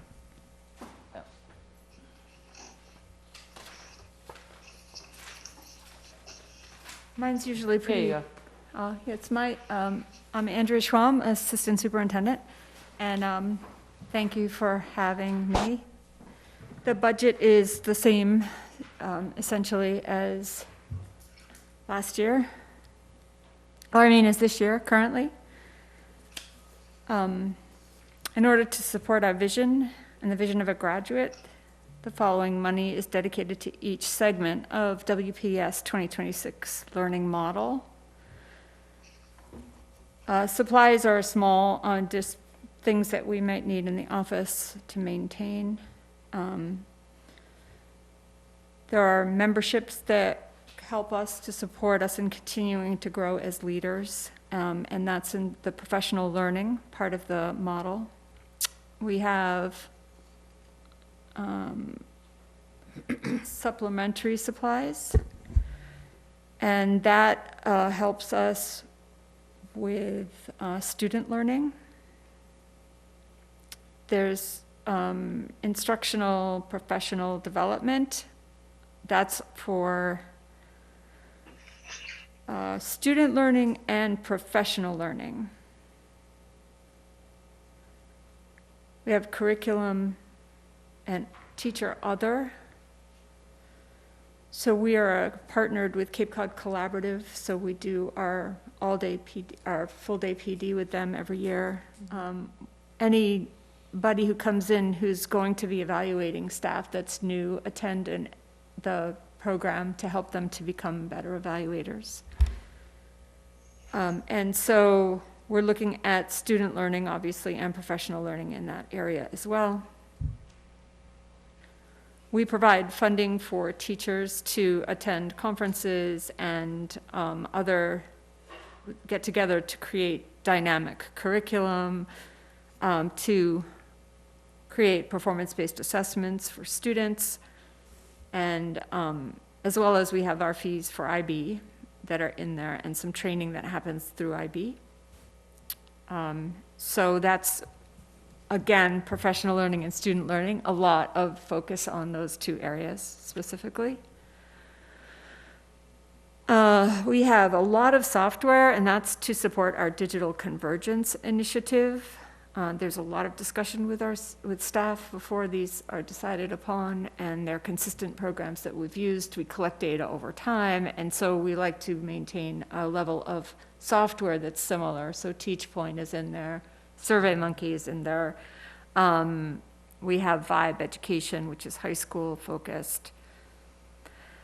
And then we provide professional development for teachers and stipends for committees. Again, student learning and professional learning. With Title I, II, and IV, we do a lot of focus on our social emotional learning within those three areas of the grants, which isn't addressed here in my budget, but it's addressed in other budget that we have available to us to support those initiatives as well. Okay. But no increase. Jeff? Were there any Esther funds in Dr. Swam's budget? No. Okay. Could you elaborate a little bit more on the third line, specifically professional development?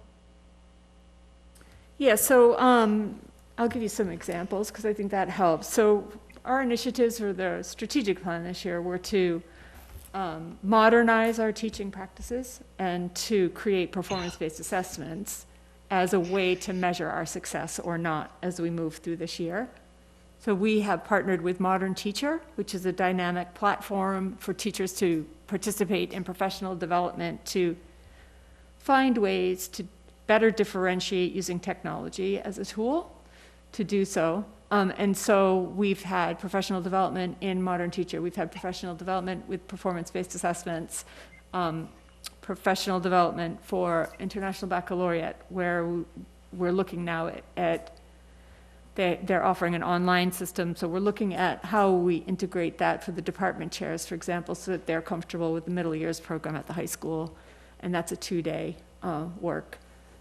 We also try as much as possible, if I'm given the heads up, to support other desires of teachers that may want some professional development in their particular area for their field. So we also look at that as another area. So you're suggesting that, and I know this may sound obvious, but that teaching is not a stagnant profession. I hope not. And that all of the technology, for example, that we now see in the new elementary school, is lovely on its surface, but how we use it is critically important, and that not every teacher, in fact, knows how to use it to differentiate, to use your term, to differentiate their teaching instructional practices from the way it used to be. Correct. And I love that that's what you're looking at. Is there evidence that, in fact, some technology is in fact wasted? I would say that the capacity of which it's used is all dependent upon what the teacher knows. So if we expose them to more ways in which they can use technology effectively through training and patience and help, then we'll have a much more efficient system, and our students will be uniquely challenged and assisted through the use of technology. The software line, 35,786, those are basically annual license fees? Some are. One of the things that are additional is we added a system called Clever, which integrates our software through our student information system and connects to our learning management system, which is Google. And so what happens then is, because as you heard, kids are in and out, we have assessments that we give that are extremely important to how we inform our instruction. And if someone isn't entering and exiting students, then it doesn't happen. So instead, what we now have is a system that integrates with the student information system, and that student is automatically uploaded into the software that we're using, for example. So that's just one difference, that we're starting to build our capacity so that we're not having to have personnel take people in and take them out and move things around. It's an automated system. How much manual input are our educators forced to do on a daily, weekly, monthly basis? Well, now with Clever, it's a lot less because it's a one sign-on application. But I would say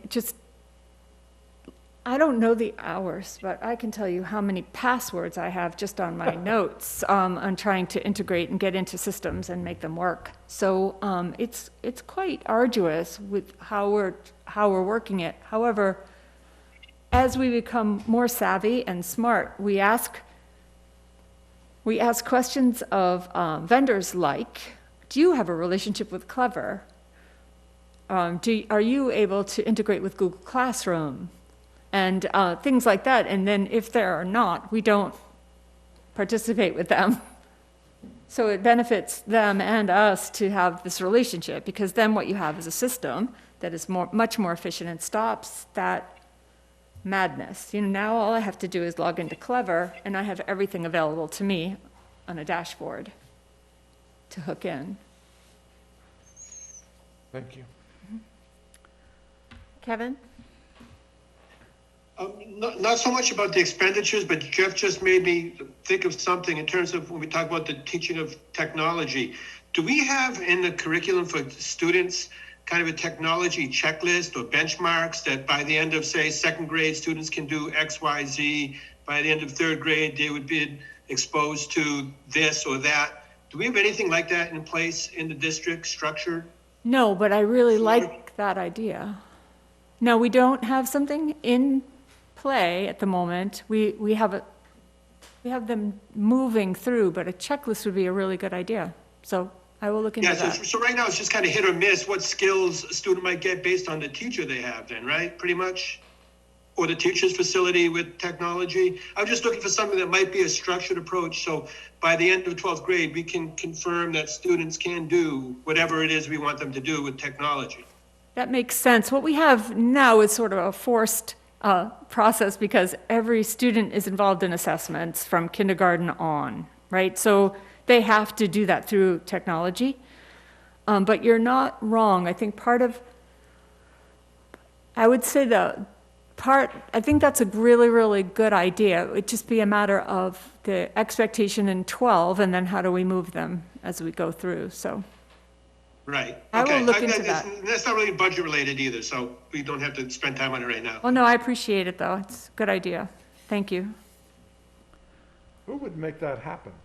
I love Kevin's idea, but Well, who, so- who would make it happen? Some of it happens organically because of the systems that we have in place, right?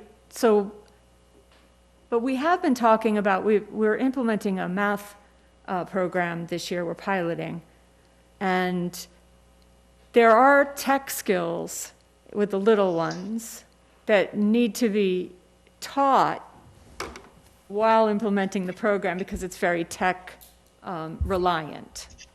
So we just had this conversation a couple of weeks ago with the math program and the department chair of math at the elementary about those skills, because you have to back up a little bit to move ahead in the system. So it's not a bad idea. I think the programs will help us as we become more familiar with what technology is necessary to access curriculum per grade level. But I think it's a good thought. Yeah, I do too. So essentially what you're saying is that by the term used organically, that there are some aspects of the activities that in which students participate that naturally result in them learning these things. Correct. But I think Kevin is saying, okay, let's document that, but make sure that the curriculum actually incorporates specific skill sets to make sure that when they leave a certain grade, they can do certain things. So I think it's a really interesting idea. It's interesting. But making it happen in a specific as compared to organic way would take some serious thought. I think we could get there by beginning with the organic skills that are built, and then what is it we want in the end? Yeah, and of course, are we sure that every student learns what we want them to learn organically even now? And I suspect that's not true. Or do you think they literally couldn't survive if they didn't? They couldn't, we wouldn't survive if they didn't learn the access. So how to access and get on, I mean, it's just part of what we do every day. Right. So I think some of it, there isn't an if they can't, because they have to. I forget, Chromebooks stay in the school, correct? It depends on the age and grade, but for the little ones, they're at school. And of course, we know what's at home varies tremendously. Yes, but our students are a lot more savvy, even little ones, than we who had not grown up with technology think they are. They're quite savvy. It doesn't take them much to understand how it all works. All right, I just had a question about the technology and the training. You talked about the new school and, we've seen the amazing technology that's over there. And is there training, so you talked about it being under warranty, but is there training included with that technology for the teachers? And, those that will be using it? Bonnie LaSorsa is working diligently, and I'm sure she would be happy to answer that Okay. question more specifically. Well, so it wouldn't be part of your budget, even if there was an expense for that, would it not be part of professional development? I have actually inserted some help for teachers at the high school and middle school when Title I funds were not available, right? So Linda Werner has come on as a consultant and will help. We'll get in there and have meetings with teachers on certain aspects of technology. I'm sure there are people that would be willing and happy to do that and help out. So I do carve out a little bit. It's not a lot, but a little bit to help with that. And there are specific needs. But I think we're talking, I think Bonnie's been highly engaged with the work over there, so. Okay, so I'll ask her that. Yes, I Yeah. think it would be better to ask her. When you ask that question, we have training scheduled, I believe, later on this week for the elementary. They have been making a number of videos to show people how to use the boards. When we have the training that is part of the package of what we purchased. We're also bringing over high school department heads and middle school department heads because we are putting the same boards in the high school, middle school, so they have the training. So we're kind of hitting 3 for 1. Good, okay. All right, thank you. Great, thank you. Next up is special education. Are you expecting, oh. There she is. Well, this is Oh, timing right on is time. Impeccable. I made 4 or 5 trips up to see where we were at, because I didn't want to be late.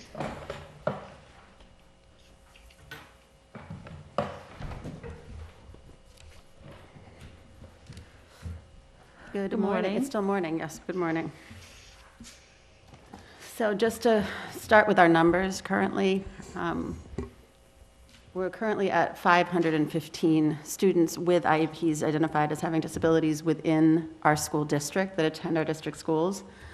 We have 44 students who attend out-of-district placements, and then 4 students that we're fiscally responsible for that are enrolled in out-of-district schools, reside in Wareham, are residents of Wareham, but are school choice to other districts.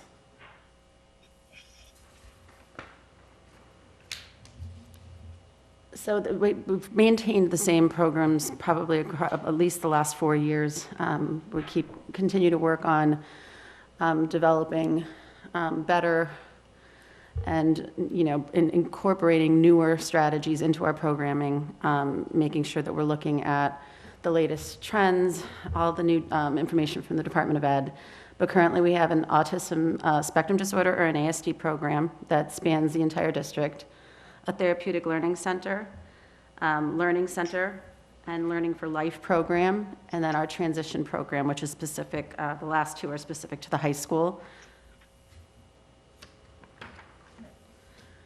Our ASD program clearly is a sub-separate program for students who are diagnosed with autism spectrum disorder and need a higher level of care that can be offered in a less restrictive environment. When a student has ASD, they aren't automatically put into this program. It's not a program for all ASD students. It's a program for ASD students who require specific methodology, who we're looking at keeping until they're 22 years old. So they're students who won't graduate with a diploma. They will receive a certificate of completion when they age out at age 22. Next one. Yes, please. Our Therapeutic Learning Center spans the district, and it is a program for students with social emotional disabilities. It also houses students who may have maladaptive behaviors that we're trying to remedy and create more positive behaviors. We have these programs in every school, and in the high school we have 2 classrooms instead of 1. Our Learning Center program, again, is across the district, and to qualify for the program, you must qualify for an intellectual impairment. Many of these students, even though we do a lot of benchmarking and look for ways that we might be able to support some of our students in this program into earning a diploma through an alternate means, most of the students in this program will also stay with us until they're 22 years old and age out. And there is a vocational component once they get to high school that is part of the Learning Center program as well. Our Learning for Life program is specific to the high school, so the next 2 programs are specific to the high school. So this is the program for the students with intellectual disabilities, and then we incorporate vocational skills into this as well. Thank you. We are fortunate to have, through grant funding, a job coach employment specialist who works with the students on interest inventories and focuses on activities of daily living and transition to adult living and to the adult services.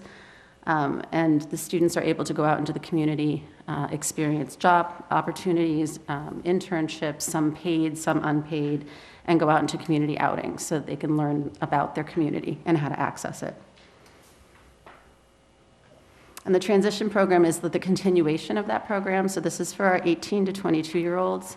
These are students who have completed all of their high school core classes and continue to work on vocational and transition into adult life. And these students work very closely a good portion of the day in the community, either through work experiences, internships, or out in the community looking at transition opportunities for post-graduation. So our related services include speech and language, occupational therapy, assistive technology, physical therapy, I'm trying to remember all of them, board certified behavior analysts, and vision services for our students. Most of these services, the related services we have, we're fortunate enough to have our own employees, but we do have to contract out for some of the low incidence populations, so we still contract out for vision services. So a teacher of the visually impaired and orientation and mobility is contracted out through one of my grants. And we also contract out when we need areas of specialty. And we also use our contract service lines of a grant for Easter Seals, which provides our assistive tech, the very specialized communication evaluations and support to our students who might require that level of service.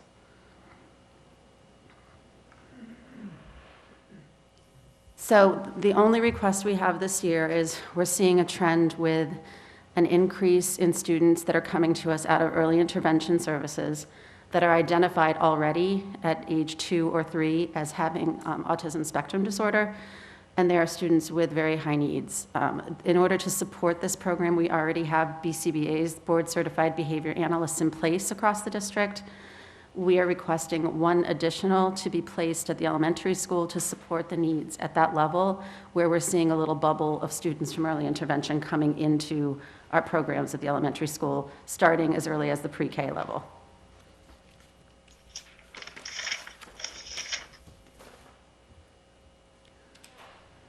And do you want me to, I'm going to stop there in case anybody has questions, and then I'll move on to English language learners. Yes, that'd be good. Okay. Thank you.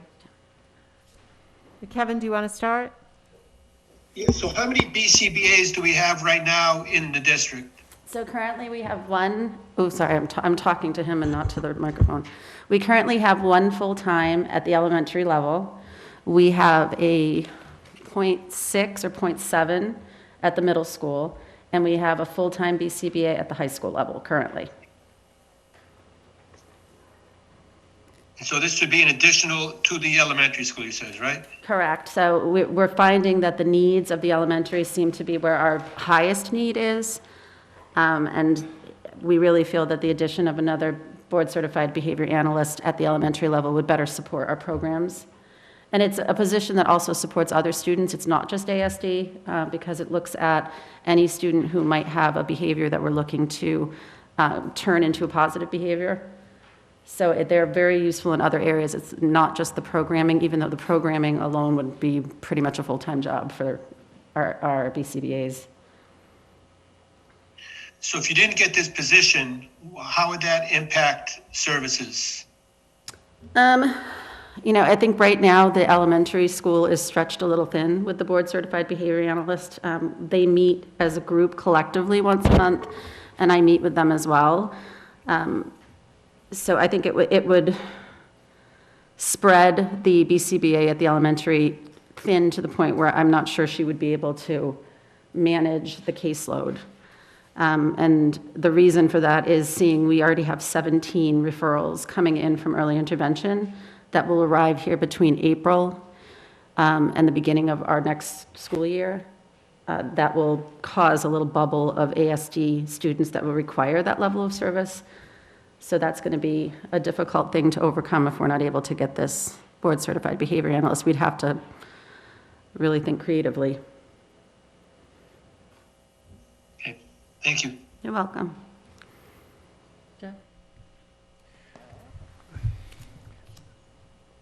There's one line item that just jumps, which of course is the medical therapeutic services professional salaries. Mm-hmm. From 60,000 to 170,000 to 340,000, all in the space of 3 years. Christine, is any of that ESSER funded at the moment? No. Well, yes, one position is ESSER funded, And it also includes the additional BCBA that the department is requesting. Can you envision a time in the next 2 or 3 years when it will be back to 60,000? Honestly, no. And the reason being, we've received within the last year 3 students that are very high need and require nursing services. In the past, we've had nursing services required on bus runs, but it's becoming more and more difficult to locate service nurses that work for per diem services that are able to do our bus runs because they're looking for full-time jobs, and there's a shortage right now. So we have tried to kind of shift our thinking to hire our own nurses for our students that can travel with them throughout the schools. So we've been able to put some nursing staff in buildings with students to support their needs instead of paying a much higher cost to contract out. So we can pay a nurse $75 an hour, but through a contract agency, it could be as high as $150 to $200 an hour. So it's actually savings, it's just looking different because it's coming into this medical therapeutic staffing line now. I understand what you're saying.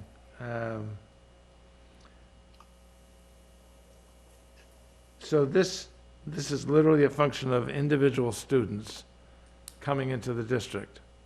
It's the level of need for nursing for the students. And then the BCBA is also in there. It's a staggering sum. It's very staggering, but if you saw what it would look like if we contracted it out, it would be even more staggering. And we also have to look at if we didn't support the students' needs here and move to a more restrictive environment, now we're looking at a move to an out-of-district school and transportation with a nurse on the van or bus or transportation vehicle, which is going to increase the transportation line and increase the tuition line. I understand. Yeah. The 60,000 from last year, I'm trying to try and find some lemonade out of the lemons. How much of this 343,000 will be reimbursed through circuit breaker? So a student has to meet a threshold of service, so we'd have to wait to see what that threshold is. So when this, Understand. yeah, so I would A say guesstimate. maybe 100,000, maybe, but I'd have to, it goes by individual student and what services, yeah, so we'd have to kind of tweak it out and see, and then see what the state sets as a threshold for this year. So for the 60,000 a year ago, we might not have gotten any out of Correct. circuit breaker. So even though this is a staggering number, the net cost might be 100,000 less than that. Correct. Okay, thank you. So my questions were just asked, but I do have one more question. Well, first about positions. So there have not been any positions added to your department, to your line items, other than the ESSER position? Is that? Correct. Yes, The only it's thing that funded we were position. asking for that is in that budget line that Jeff was just asking about is the potential BCBA, additional BCBA. Mhm. And the other additional position is ESSER funded? Correct. Right, okay. All right. And I'm sorry, I'm looking for the numbers that you started with here. Can't see. While you're looking, quick question. The reason you can't foresee these numbers coming down is because these students are likely to be with us for a Yes. prolonged period of time? So the 2 of the students that we just received are in pre-K, Oh, my goodness. Yeah. Okay. and that's the reason why. If they were older students coming in and I foresaw that they were going to age out in 5 years, then I would be able to say, absolutely, we can look at this going down over the course of time. But unfortunately, the 2 students that we received are pre-K level, and then we also have a student that moved here from another state who is an 8th grader. So she's going to be with us until she's 22 years old. Okay. Melissa, how do these numbers compare to last year?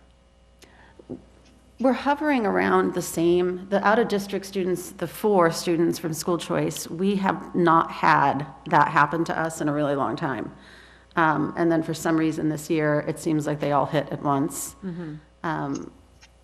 So typically, we might have 1 student that we're funding or partially funding that's a school choice. So that's a big jump to go to 4 school choice students that have been sent to out-of-district placements by their district So that they've school choiced into. Just to be clear, if a student goes to another district and then they choose to send, or for whatever reason that student goes out of district, then Wareham.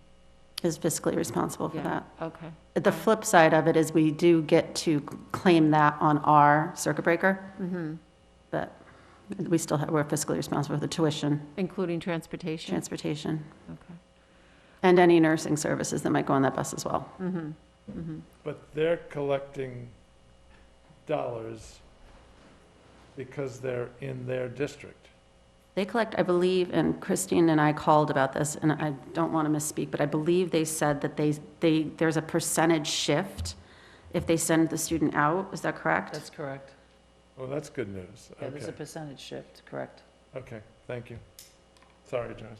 So wait, they're still collecting for a student that they no longer have in the But district? it's adjusted. Okay.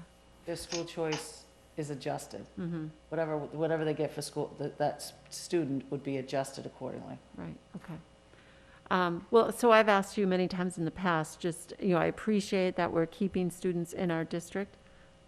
I always ask, that we have the resources in our district to service those students appropriately. And we always look at cost, the cost effectiveness as well. So if we feel that we can service the student, and I believe any district that has strong programming can service almost every student in district, I think that we've done a phenomenal job of kind of adjusting as these new students that are coming in with more intense needs come into our district. And I think we've got a very strong staff to support them. But every once in a while, we get that student who has the nurse on the bus and the nurse with them the entire day, and they have to get medication, all these other different medical procedures throughout the day. We always look at cost differentials, so I always look to see, can we support them here, which our charge is least restrictive, and that's what we always want to do. But when that cost exceeds what it would cost me to place them in a school that might specialize in their medical disability, then we would always shift to whatever that choice would be, because the schools are there, they're set up, they specialize in that, but our charge is to keep them with their peers in their community if we can make that happen for them. Okay. And of course, the number doesn't always tell the story because, like you're saying, the needs of the students change. Correct. Okay, all right, thank you. You're welcome. Do you want to move on to English? Sure. This one should be nice and quick. So currently, let me just get to my page. Currently, we have about 31 students who are identified as English language learners in our district. We recently went through a tiered focus monitoring review, so we're in the process of building the department up and getting it in compliance with the state and federal regulations. So right now, we have 2 ESL instructors in the district, one that covers the elementary level and one that does middle and high school. And they coordinate all of the testing and are part of MATSAL and coordinate through me with the Office of Language Acquisition at DESE.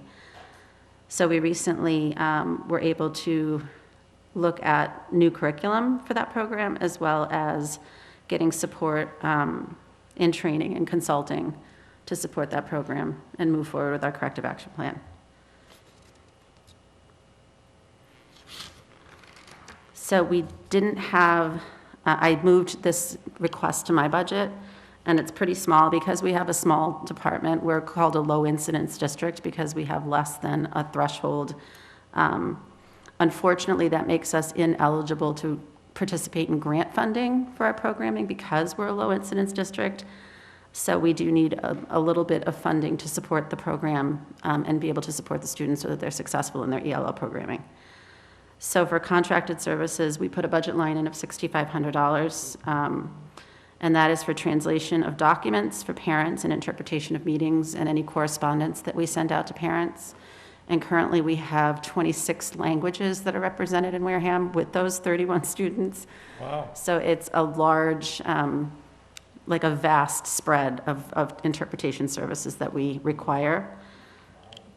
General supplies for English language learners.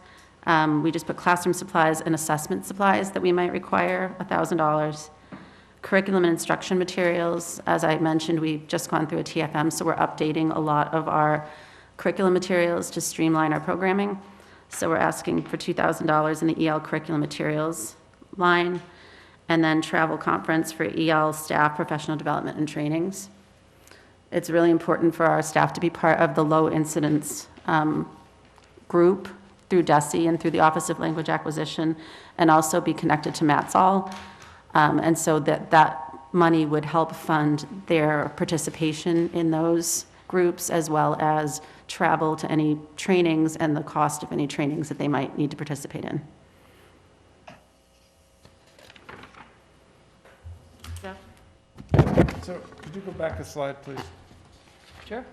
This one? Yes, you mentioned that we got a review, was it a DESE review? Mm-hmm. What was necessary for us to do to get into full compliance? So we needed to revise our program guide, which has been completed. So I'm on my third progress report since they've given us, so I wrote a corrective action plan for the department together with the 2 ELL teachers. And we are about a third of the way through completing all of the items that were in our corrective action plan that's been approved by the Office of Language Acquisition. So currently we have identified and vetted curriculum materials. We've purchased dictionaries for all of our languages that we have for our students for when they're taking their assessments. 26 of them. Yes. We have also contracted with somebody from MATSAL to guide us through the process of improving our program. That meet with us once a month with the ELL team and share documents with us, and has assisted us in rewriting our program guide so that it's compliant with the state and federal law. So that has been completed, and our final draft is into DESE for approval on that, to make sure that we're in compliance with that. We also had to update all of our forms, our letters that go out to parents to identify English language learners, and all of the forms that go out to a couple of times a year to make sure that people are getting the support that they need, that we're sharing information with them about the assessments from the state, and that we're corresponding with our families about continuing on or not continuing on with services in ELL. The other piece is really making sure that we have the documents all translated into the languages, which is, DESE has most of the core forms already translated into like 50 languages or something, so it's easy to just pull them from there. It's just making them accessible. So our next charge is to take our ELL page of our Wareham Public Schools website and make sure that we adjust it so that it's accessible to parents where English is not their first language, so that they can reach resources in their native language. So we're working on that. That's our next kind of phase. So this sounds very administrative. Is that a fair statement as compared to directly impacting on the quality of the services we provide to kids? I think our quality of service, and one of the things that they mentioned to us is our kids, our students who are ELL students are doing well. They're progressing. So I don't think it's our methodology. I think what we do is solid with our students. I think our teachers are very skilled at what they do. It really is the administrative paperwork, the procedural DESE things that need to be done and updated. Got it. Were there any financial implications to this review? No, I mean, it was just really trying to locate some, little amounts of funds to contract and things like that, but we really, Okay. dictionaries, I get it. yeah, Thank you. The state being the state. Okay. yeah. Kevin? I'm good. All right. I just have one question. The you said there's a coordinator at each level, or at elementary and then at middle and high school? Yep, they're not coordinators, they're just they're English as a second language teachers. Okay. So there's one that covers pre-K to 4, and there's one that covers 5 to the high school. Our numbers are much higher in the elementary than they are at the middle or the high school, which is why the split is actually pretty equitable, even though it sounds like the middle school, high school person would have more. The numbers are almost exactly the same, because many of the students, as they go through our programming, will exit out of EL services once they reach middle to early high school. Oh, So it makes it a little bit easier. We do have a lot of newcomers that come as well, though, that might move here when they're in high school. Mm-hmm. But the caseload with the 2 teachers, the 2 teachers are absolutely sufficient for our needs. Okay, and those are two full-time positions? 2 full-time They don't do positions. anything else, but, okay. All right, thank you. You're welcome. Thanks for being here today. Oh, thank you. Thank you, Melissa.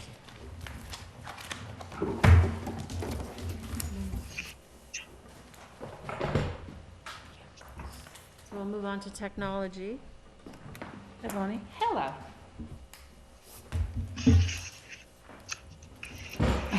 I heard lots of questions for me before I got here. So before you start, you're our new Director of Technology, so go ahead and introduce yourself, even though, Thank you. So I am Bonnie LaSorsa, and as of July 1st, am the Director of Technology. thank you. Yes. But it's my 17th year in district. Right. So, under technology, other expenditure, in this line item, there are repairs, Chromebook screens, bulbs, cables, but the largest portion of that is for 500 Chromebooks, which right now I've applied for a grant for that would pay 100% of it, but we don't know if we have that funding yet. It's an ECF grant. They're currently working through the first round, and this is a second round request. That would replace Chromebooks for all of our 5th graders and our 9th graders, and then they would keep those Chromebooks for 5 through 8 and 9 through 12. My goal on that is to get a system down to go forward so that we always know what we're going to be replacing. The line item for district-wide information management and technology contracted services, all of our subscriptions to software packages other than curriculum is in this line item. That includes PowerSchool being the largest at $43,000. Google for Education Plus, Frontline, which is our absence program. And I can go through those and answer questions if you like. But so all of those subscription-based services are in that line item. District Information Management and Technology. So right now, that's the licensing for our wireless access points at the 4 schools, and the multi-service center. That's all the Wi-Fi coming in. And then the firewalls, which is our, what protects our kids and staff as far as privacy concerns. And that last one there is for our access card, readers, and security camera maintenance.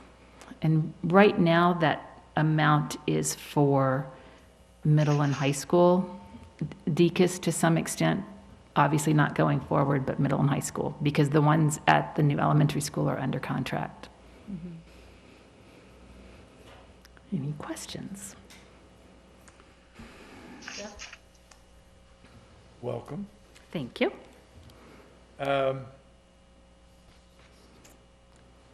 How comfortable, and I ask this because you just took over July 1st, how comfortable are you that you have the knowledge base, and that's not a derogatory term, knowledge base of how things operate, that this budget is reasonably accurate? I would like to say 100%, but I'm nowhere close. I've spent a lot of time trying to go back through, and of course, there were multiple people in this position in the last year, so I've tried to cover everything that I can. The biggest piece there is that the subscriptions, and those I'm reasonably confident that we have covered, if not all, a very high majority of them. I have an awesome staff, a few of who have been here long enough that we have a calendar that just deals with subscriptions. If you had asked me that in July, I would have told you not at all. I've gotten much better, I think, about it. I think that we've tracked them down. The accounting staff, the business office staff, I ask lots of questions, some of them 4 or 5 times before I figure out what it means. So I do think that that line item is a good indication of what we have. $100,000 increase in the information management and technology contracted services. So that's less of an increase and more of a move, from what I can gather from the past. And one of the things, and I'll talk about it tonight at the school committee meeting, but the whole idea of digital convergence, is streamlining what we have available and really looking at getting rid of the redundancies in the system. So for example, That sounds like it should be a cost savings. and it is, believe it or not. For example, Sophos, which is our virus protection system, is a software package. We've always paid for that to be a contracted or a managed. We were paying a contractor to manage that part of it. Now we've brought that in-house. So yes, it is an expensive system, but we have decreased what we're spending in those line items because we've brought that in-house. And we're continuing to look to do that. They just recently switched the internet from the high school to the middle schools. So we're trying to combine those services. We've been hit with the supply chain kind of issue. We waited what should have been a 2-week for a new firewall. We waited for almost 3 months once we got the funding, the E-rate funding for that. So we're trying to take all of those systems, all of those things we were paying different contractors for, and bring them in-house. We will be able to eliminate some of the funding that we spend for internet services, which are not in this, but in the schools, because we've been able to do that. We haven't seen those savings yet this year, but we will. We're hoping this month, definitely when DECAS closes.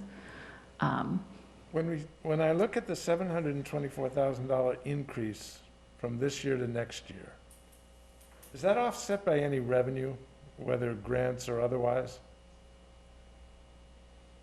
I don't know that I'm the right person to ask that. Can you repeat that? Well, 724,000 increase is almost a 20% increase from this year to next year in this subsection of the budget. My question is there any revenue, additional revenue, whether grants or otherwise, associated with what we're doing that will offset that increase? The Chromebooks would be the grant, and that was, what, 154,000? So that would bring it down to 206. So along in there, the grants, at this point, there's not any grants that we're aware of other than E-rate, and E-rate also offsets some of our wireless access points and firewalls. What we have to do is to see if we'll qualify, and then we'll make the purchases through the E-rate. So right now, at the elementary school, both at the new elementary school and here at the middle school, our internet bill is about $1,200 a month for each, roughly, between $1,200 and $1,300. E-rate pays 90% of that this year. At least when I'm looking at a budget, and that's not in this budget, but in general, we have major upgrades coming in. We're waiting on some equipment from E-rate from last year that will allow us to move all of our wireless access points that are at the middle school to the high school and replace the ones at the middle school. huge savings, and it includes licensing for those wireless access points as well. We received through E-rate three-year license agreements this summer on our firewalls. So, yes, those are included, and I continue to look for more. Right now, we have the ECF grant, which would fund the Chromebooks. They also fund hotspot access for our students if they request it for the year through T-Mobile. I just don't know yet that we have it. We need 500 new Chromebooks next year in order to continue. Chromebooks have a 5-year life cycle, so we have to replace them in order to stay one-to-one Chromebooks for our students. So let me ask you about Chromebooks. They've been around a long time. Have they evolved? And do you feel that they are the right vehicle tool, maybe is a better, for our students? I really do. Both as a teacher and having used a number of things, iPads and Chromebooks in my own classroom, I do. Yes, I do. Okay. We are looking at, I have a couple of demo models coming in of touchscreen Chromebooks to replace iPads at the K1 level. Touchscreen Chromebooks. They're really like a tablet with a keyboard. iPads are very difficult to manage, and there's a significant amount of time spent by our IT specialists managing iPads, far more than the Chromebooks. So I have a couple of vendors sending me some demo models so I can take them over and show them. That way, all of our students, K through 12, are using, or K through 13 actually, are using Chrome-based, Google-based systems. So you said the life expectancy of a Chromebook is 5 years? Is that, so that's our actual experience? Well, actual experience is between 4 and 5 years, but at the end of 5 years, Chrome times out, and they can no longer be updated. And when that and Apple's even less. So when that happens, then it becomes a security issue when you can't update them. Now, it's in fact on the agenda for tonight. We are partnering with a company that will, we hope, take our Chromebooks that we can no longer update. They have a way of updating them, and they would buy them from us once they're marked obsolete, which is what is on the agenda for tonight. If that program works, they would then take them, they clean them physically and electronically and extend that lifetime, and they would come back to Wareham and offer them for sale to the community, $60, whatever that price point is. What do we pay for a new Chromebook now? With the license, it's about $250. So, so what you're saying is we're spending $50 per student per year for this. That's not an insignificant number. Interesting. But if you look at what the cost of a book would be and keep our books current, then it would be significantly more to do that. And You may be right, but I was under the impression that publishers were being very resistant to giving us curriculum at significantly electronic curriculum that was significantly lower than the cost of a book. Is that not true anymore? In other words, whether you're buying a book or whether you're buying an electronic access to the curriculum that's in the book, you're still spending a very significant amount on the curriculum. Is that a fair statement? yeah, that's true. So the fact that we're not buying books is almost unimportant because we're still buying the curriculum. But we're staying current. Because every time there's an upgrade with a book and we're online, we get the upgrade. For free? Yeah, it's Yeah. built in. Yeah. And that's almost, and I heard the question earlier, we have or I feel we have an obligation to students for them to come out of Wareham Public Schools at whatever grade level and be technologically savvy. And so it doesn't, and I was listening in the hall, just because I wanted to know what kind of questions you were going to ask. And I heard the question about paper and pencil, and as a math teacher, I will tell you that had I been in the classroom this year, I would have used more paper, because there are times when in a math classroom, students need to write it down, right? It doesn't always work on technology. That said, we have an obligation to our students. And so the fact that we have Chromebooks or whatever system we were to choose, it's part of being educated. And I Trust me, I wasn't I know. suggesting we shouldn't have Chromebooks.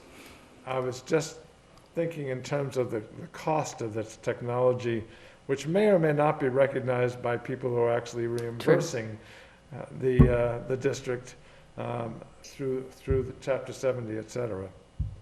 That's why I'm hoping to get them this year, 100%. Where does the E-rate and the grant funding, what revolving fund does that go into?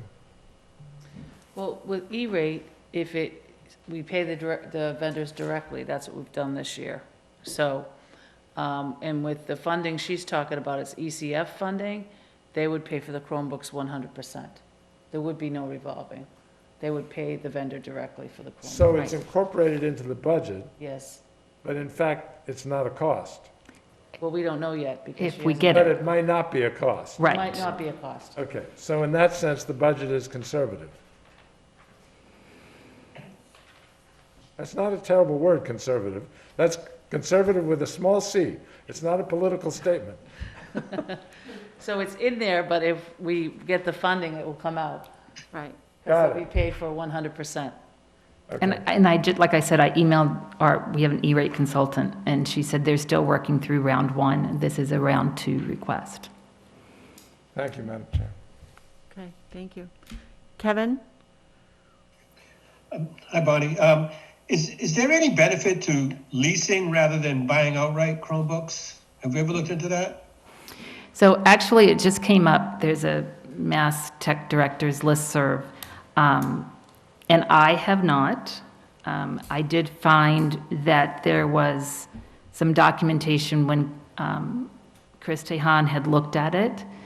The general overall of this group of directors was that at the end of the day, it's a wash.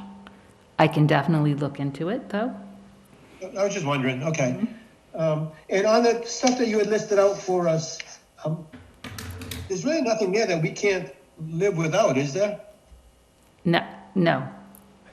They're real, I mean, you know, when I started pulling those, they really are things that we need to run our technology infrastructure in the district. Without them, it puts us in danger of security issues or privacy issues. Okay, thank you.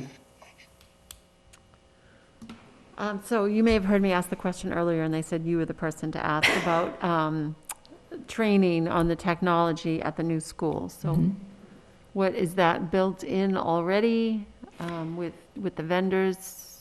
So it is. I know more about theatrical lighting than I thought I ever needed to know, but that's where you're going to find me if I ever get stressed.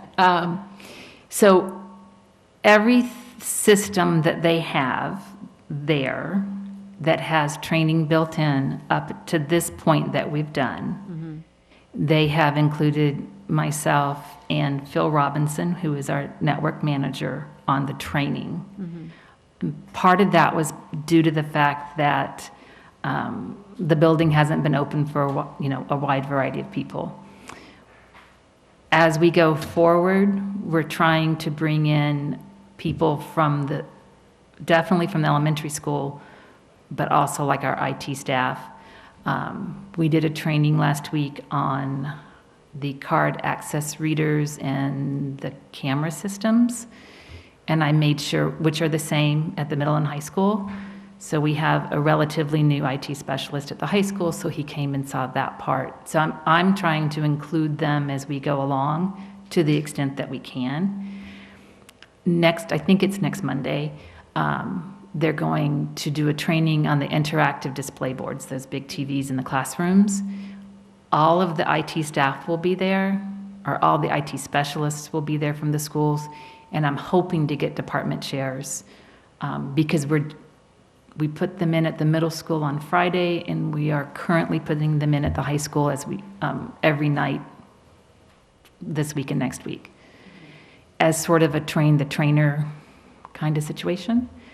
So as we go forward, I'm trying to bring in whoever, with Dr. Shaverhood and Bethany Chandler's input about who would be using those systems.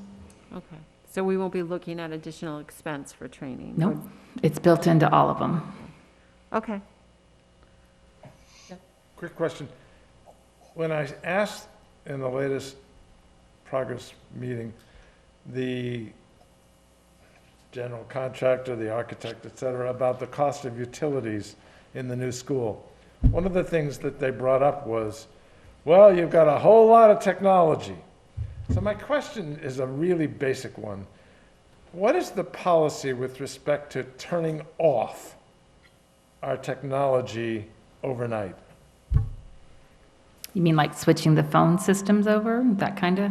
No, I'm talking about those extraordinary, As in overnight, devices. every night. Yes. Okay, so, for example, the theatrical lighting, one of the things that he stressed repeatedly during that training was it should be off at all times unless it's going to be used. Is that true for our 80-inch screens that are in every classroom? They go to sleep. They go to sleep. They go to sleep. Does sleep mean literally they're not consuming any electric power? I doubt it, because even if your computer is turned off, it's still consuming a small fraction. The closest thing I could equate it to would be if you think about your own phone and your battery usage when it goes to sleep. Does it use some? Yes. Does it use what it would use otherwise? No. I can ask them when he comes if we should be shutting it down every night. That's what I'm getting at. We've had ViewSonics at the middle and high school for a couple years, and we actually talked about that, especially during COVID when the buildings were empty. We turned them off during breaks. We didn't shut them down on a regular basis because of that wear and tear on the system versus energy, electric bill kind of conversation. And I don't have the expertise to know what the pluses and minuses are with respect to that. That's why I'm asking you. It's a good question to ask. I've never asked about these. We did talk about it with the ViewSonics that were in the other schools, at least at the middle school. And what we came up with the company is that we shut them down over long weekends and breaks, but on a day-to-day basis, they just went to sleep. It's definitely worth the question, though. Even weekends would be something, because we got extra credit from MSBA for being a green facility, and yet our consumption of energy is off the charts. The consultant contractor who's working on the security system there, we were comparing the security system at the elementary school to what was at the middle and high school, and we talked about how much energy it uses. And his comment to me as we were discussing it, because it's large, is that as time has gone on, they have, worked on implicitly lowering those costs and what it costs to run it. So hopefully. Every light in that new elementary school is LED. You know, I mean, that's supposed to be obviously huge cost savings. And yet- they're all on motion sensors, so they turn off when you Yes. walk out. Exactly right. And yet, one of the huge costs of cryptocurrency is in fact energy consumption. So the consumption of energy is a huge issue in the world, and I just want us to be cognizant of that. That's all. Thank you. You're welcome. All right, thank you. Thanks for being here today. Sure.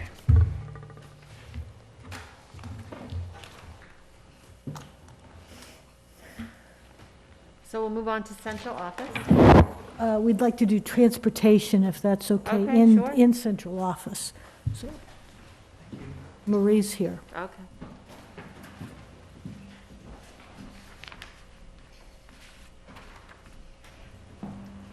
Good morning. Good morning. How are you? It's a beautiful day out there. It is, it is. Not gonna lie, I'm a little nervous. Oh, don't be nervous. All right. Jeff, take it easy on her. Just remember who signs your paperwork for recertification. All right. Transportation. So, at the beginning, well, I'm Marie Ferreira. This is my 4th week as the transportation coordinator. When we started out with school, However, you've been a bus driver for, 27 years, thank you very much. and a paraprofessional, and a care instructor.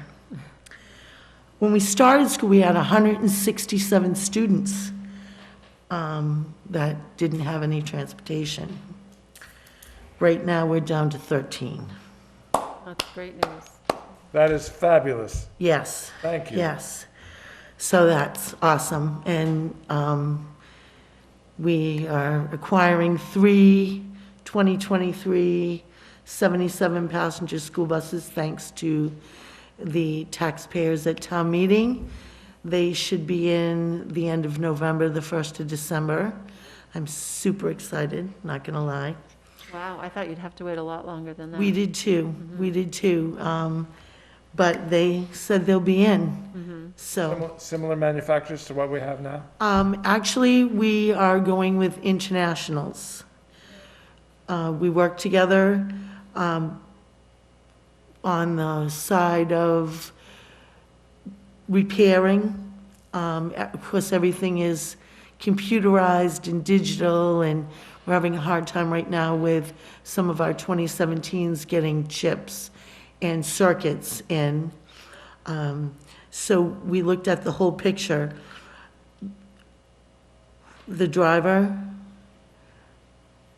repair and maintenance, and costs and stuff. So that's why we chose the internationals, and we all pretty much agreed on them. So it was Mr. Menard, our fabulous mechanic George, and myself sitting down and just looking at the cost. So I'm excited. Now, there was a 4th vehicle, correct? Well, there was a sped vehicle that I was really hoping to get. It had the capacity, it was of carrying 3 wheelchairs, and had the built-in child restraint seats. We have an older vehicle right now, 1100, that we really don't use because it doesn't have the seating capacity and the wheelchair capacities that we need. So when looking at the special needs vehicles, I wanted something that was multi-purpose, that we could use out of district, in district. The problem with that one is that one has to be manufactured, so that wouldn't be able to be available until July. Not that I'm not looking. So, Well, Let's see, what else? Of course, being a bus driver going in, my first goal was, being a bus driver myself for 27 years, I knew what stressed the drivers out. And I look at transportation as a business, and your business is only as good as your employees. So I took the avenues of looking at what stressed myself out and the drivers, and made sure that there is someone there myself, right when they start their morning off. There's nothing more aggravating than at 5:45 in the morning in negative temperatures when you don't have a bus starting and nobody there to help you out to figure out what to take. So, and then at the end of the day, making sure there's someone there for the last bus that calls in. So it seems to be really good. Morale seems to be up. People are actually had Christmas music on today. Okay, in the garage, the mechanics. So that's a positive thing. Any questions, Jeff? Isn't there a school policy that you can't have Christmas music until after Thanksgiving? I don't know, but I was sitting there and I looked at Vanessa and I said, "Is that Christmas music?" And she goes, "I thought it was your phone." I'm like, no, I'm still waiting for turkey.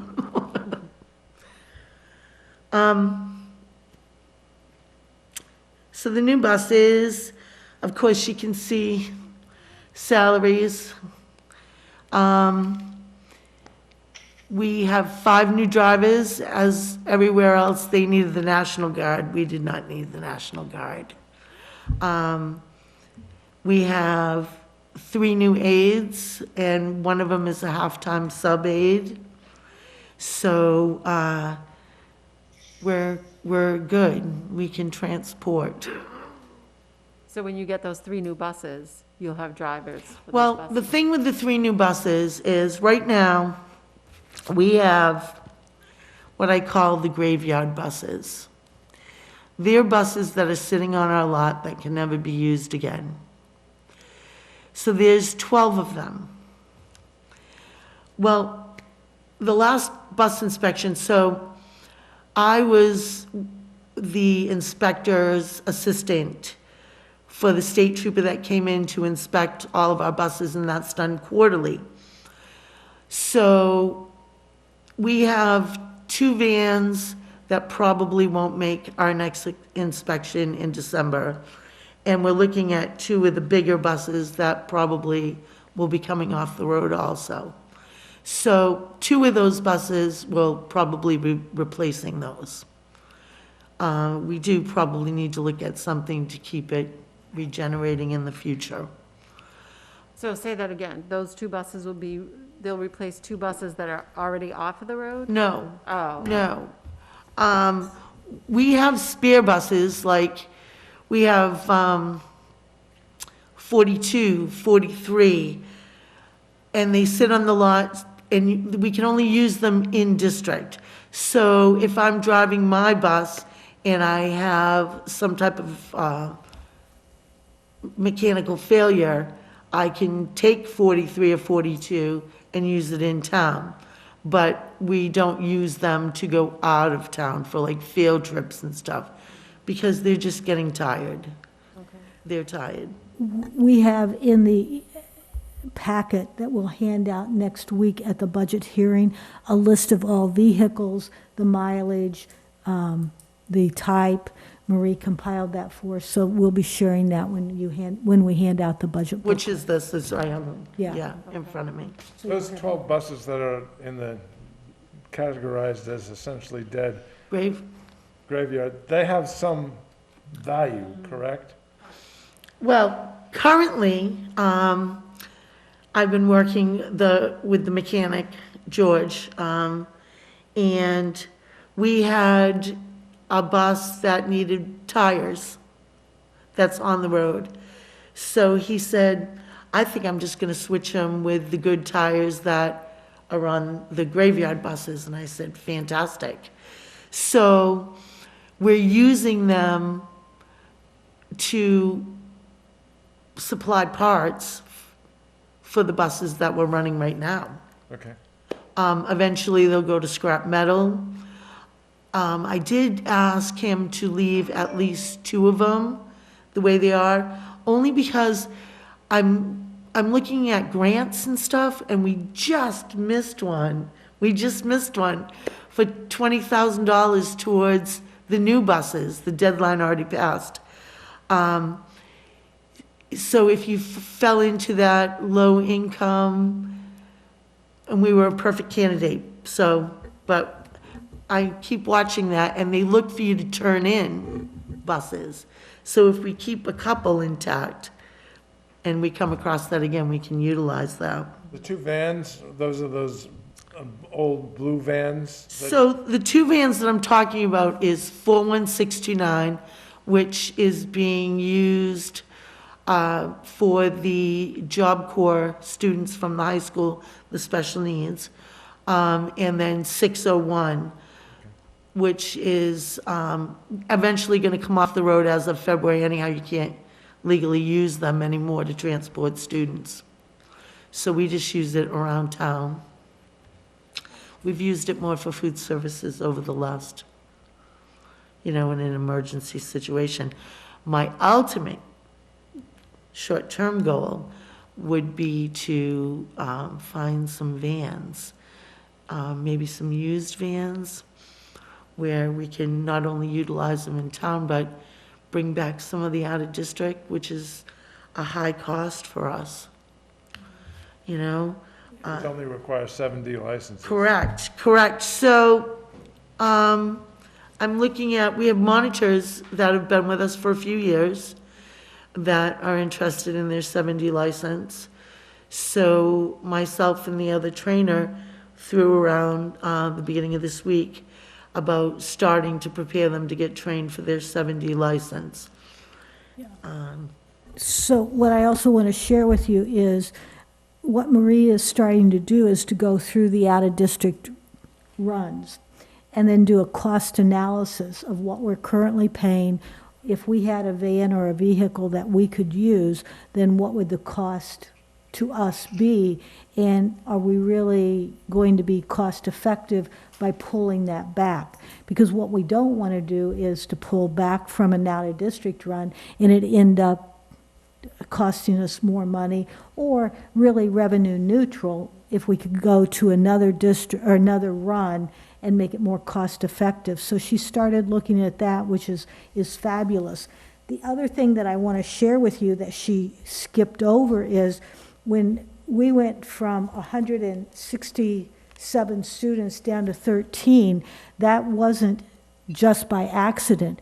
That took a lot of hard work on Marie's part, and I think you had a couple drivers assisting you, but they called every parent to see if their child hadn't been riding, would they give up their seat so we could put on a student. So that just didn't happen without a lot of time and hard work, and we're very grateful for what they did to help us getting our students to school, because we had one parent that was spending $40 a day on Ubering their child. So needless to say, we made some people very happy.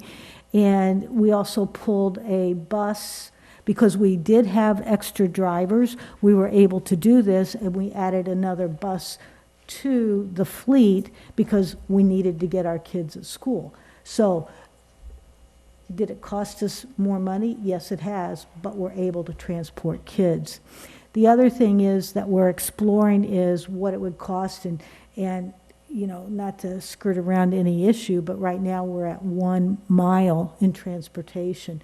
We're now exploring what we would save if we went to 1.5 or 2 miles, because we know that this budget needs to come down, so we're looking at all options. So that's what area that Marie is looking at. Also, I'm looking at, I've spoke to a couple, trying to find other towns to see if we can do some cost sharing. You know, for example, like Bristol Aggie, we have one student that goes. So to see if we can, you know, maybe absorb the cost with other districts. Is that something we've done in the past? We have done it in the past. The problem that I'm finding is all these different start times. So if a bus has to be at a certain time here, it can't be here at the same time. Right. So, but my next step is to reach out to some of the districts to find out if they'd be a little bit more flexible with their arrival times and their start times, so that we would be able to share cost. Is it true with the addition of these buses that we'll be able to transport every child and with room to spare? So, we have a wait list of 13 right now. Our buses are at capacity. And as a former shop steward, I know that Kim knows how I feel about buses being at capacity. Just because a bus can hold 77 doesn't mean that it's a good practice to put them at 77. It presents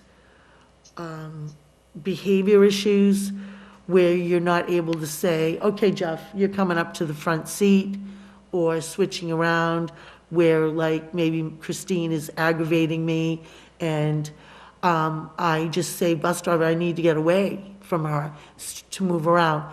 Of course, right now, with the COVID restrictions of the seating assignments, you wouldn't be able to do that anyhow unless you had an open seat.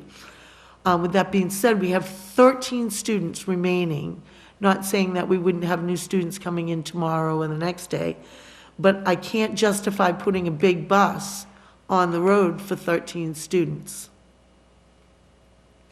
But, so, It took Vanessa and I almost 3 weeks just to figure out how to reroute and move students around to be able to put a brand-new route bus on. no, I should back up and say, I, like Dr. Schaber had said, you know, thank you for everything that you did to get those children onto a bus, and, you know, we appreciate that. But are you saying that after we add another bus, because if we are acquiring 3 and taking 2 off the road, so now we've added 1 bus, right? So I would. Well, the ones that would be coming off the road are just sitting on the lot as spare buses. We, Okay, so that then we probably really are won't- adding 3 buses to our on-road fleet then? Correct. So would it be safe to say that every child would then be transported to school? No, no, because our buses are at capacity now, and even if we replace the three old buses with 3 new buses, that's not going to open up seating. But she just said that the 2 buses that she would retire are already off the road. no, those are spare buses. So the spare buses, the buses that come off the road will move into spare buses position. So with transportation, proper practice is for every 3 vehicles that you have on the road, you should have a spare bus sitting on the lot for. Of course, that's the proper way to do it. We've never done that, nor would we probably, unless we dumped on with money, be able to do that. So we have to have so many spare buses sitting on the lot for a bus if it breaks down. So the mechanic will bring it, and right now, we have a bus, like I said, that is one of our newer buses that we can't get a component for. It's sitting on a Freightliner somewhere in the ocean, okay? So we have to have those spare buses. One of the buses that probably will be coming off the road is the bus 712 that's being used right now. It has a lot of rust, so the state trooper that comes through, they look at all that. So the cost of repairing this bus to keep it on the road for them to make it safe would be body work and everything else. So he's probably going to say, from working with him with inspections, 712 is going to be dead graveyard off the road. So we would take one of the new buses and put them in it, okay? Or rotate down the line. So that's more of what I think we're looking at with the new buses coming in, not adding more runs, just having a bus replace another bus coming off the road, come inspection for December. And at least have a bus that's safe to venture out to on field trips. Well, I would never suggest that we have buses that aren't safe, but am I the only one that's surprised by that news, that with 3 additional buses, that we still won't be able to transport all our students? It's just disappointing. Yeah, so what our plan really is, and Marie mentioned it briefly, we're looking for some vans, used vans, and cars even, that we could use to transport students. We have to get under the $24,999 mark to make a purchase of a used vehicle without going to town meetings, so that's kind of our target. And what we would like to do is to find some, it has to have lettering, it has to have lights, etc. But if we could find 2 or 3 of those, then we would be able to bring all students on. The other piece is we constantly look at who's not riding the bus, and they'll be making contact again if students haven't shown up, even though they have a spot that's reserved, then we're going to give it to the students that we haven't been able to transport. Okay. Let me just, I was just going to ask Kevin go if he ahead. wants to. Kevin, I'm sorry, I haven't asked you if you have any questions. I just one question on one of the line items. It said transportation supplies and materials. It's gone up almost 60%. I just wonder what are those supplies and materials, Marie? From 95,000 to 150,000? Okay, well, that can vary. It can be either parts for the bus, safety equipment, drug testing, Is that tires too? tires, yeah. It's also fuel, Kevin? Fuel, and the fuel cost has gone up. So the drivers also have DOT drug testing. It consists of also with their 8 hours of in-service training, their licenses, their school bus certificates, their CDLs, Physicals? drug testing, physicals. So it encompasses a lot of different things.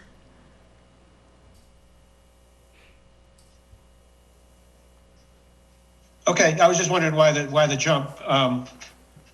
But if it's fuel, I understand. And Yeah, fuel. Fuel, the fuel consumption or the cost is outrageous right now. right. Okay. Okay. Kevin, are you all set? Yep, all set. Okay, thank you. So I was at the Mass conference, and one of the more interesting, valuable presentations was from, what are they called, Christine, MAPT or something? Yes, Massachusetts Pupil Transportation, Association of Pupil Transportation. Transportation. And it was 2 or 3 representatives from there. They also had 2 people from a bus company. The good news is, after the presentation, probably in response to a bunch of questions I asked, which won't surprise you, the owner of the bus transportation, who lives in Wareham, made a point of coming up to me and saying how good our drivers were. So please share that piece of news. He obviously has reason to be critical because he knows the business rather well, and he knows, but he was very complimentary. The other thing that came out of this presentation was, and I shared it with Christine, was that it seems like we are far more accommodating of parents and students than is traditional within Massachusetts. And as someone who lives on Cremisa Road and sees buses stop every 150 feet or something like that, I had to admit that when he said it was standard practice to have centralized locations and far fewer stops, I said, we're not doing that.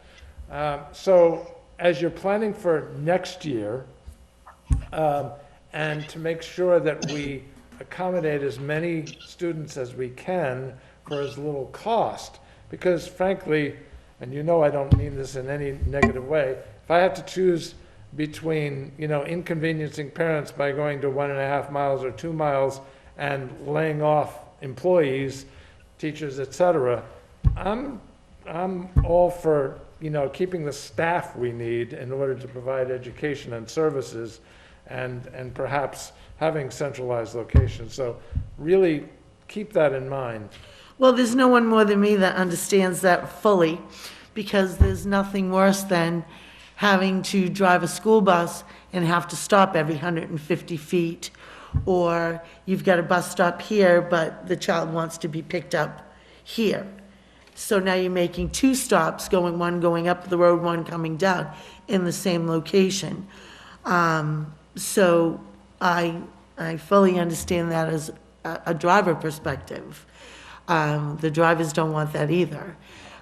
Plus, those frequent stops are huge fuel consumption, because you literally have to come to a complete stop with the braking system and stuff. They're even a safety issue. Every time you stop and discharge, you've got a risk, and pick up, you've got a So risk. I was looking at that in my head too, and,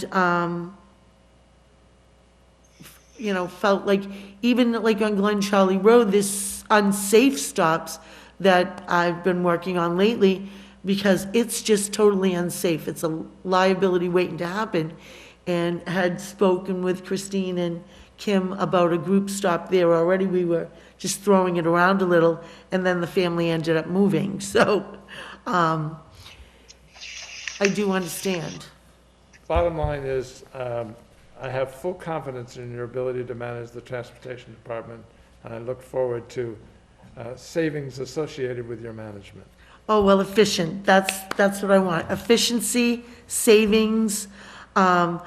I also was looking in, because NAPT also offers classes, and I follow the school bus sites a lot, not only the school bus drivers' sites, but actually the transportation ones, STAM and all of them, because the laws are constantly changing.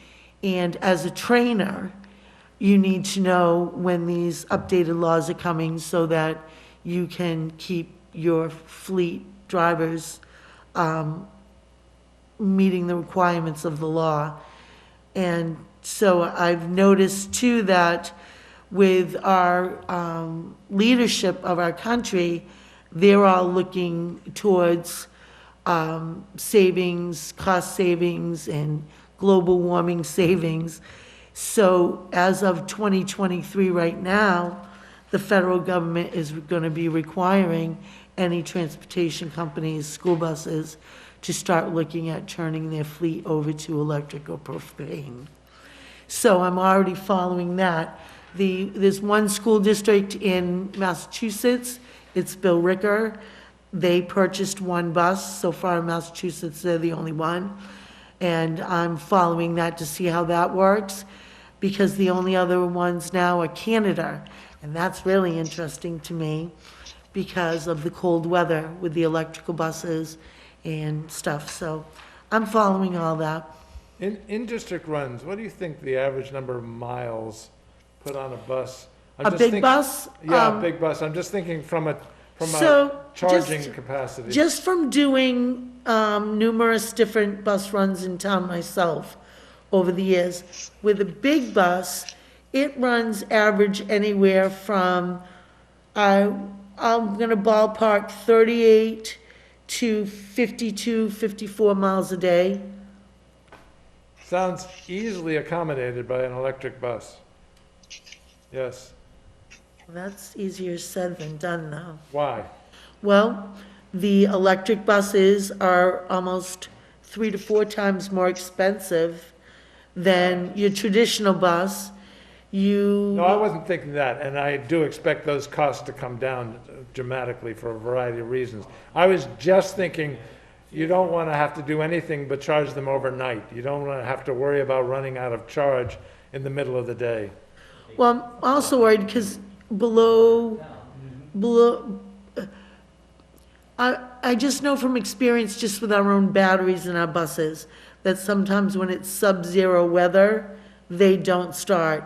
So my thing would be to follow Canada and Billerica to see how they make out with those temperatures. We don't always have winters like that, but I know many mornings I've gotten there and our buses are not starting. I understand, but it's certainly worth looking into. And that's with glow plugs to warm, you know, Right. so. All right, I just have one last question about the first couple of line items that are described as director. So was there a shift in salary?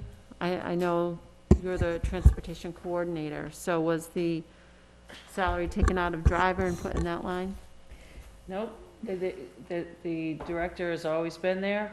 It's just her title is coordinator, so it's just shifted. Is that what you're asking me? Yeah, so it says director, but do you mean coordinator? Correct. Okay, Yeah, I just didn't change the Okay. account name. all right, so But I will. then that salary came out of driver and into that. Correct? Yeah, okay. All right. Thank you. Thanks for being here. Thanks. See, that wasn't so bad. Let the record show she has no wounds.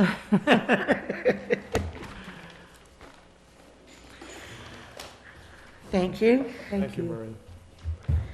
Enjoy the rest of your day. All right, so I'm being asked by WCTV to take a short break, so we will take a short recess. Okay, Bob?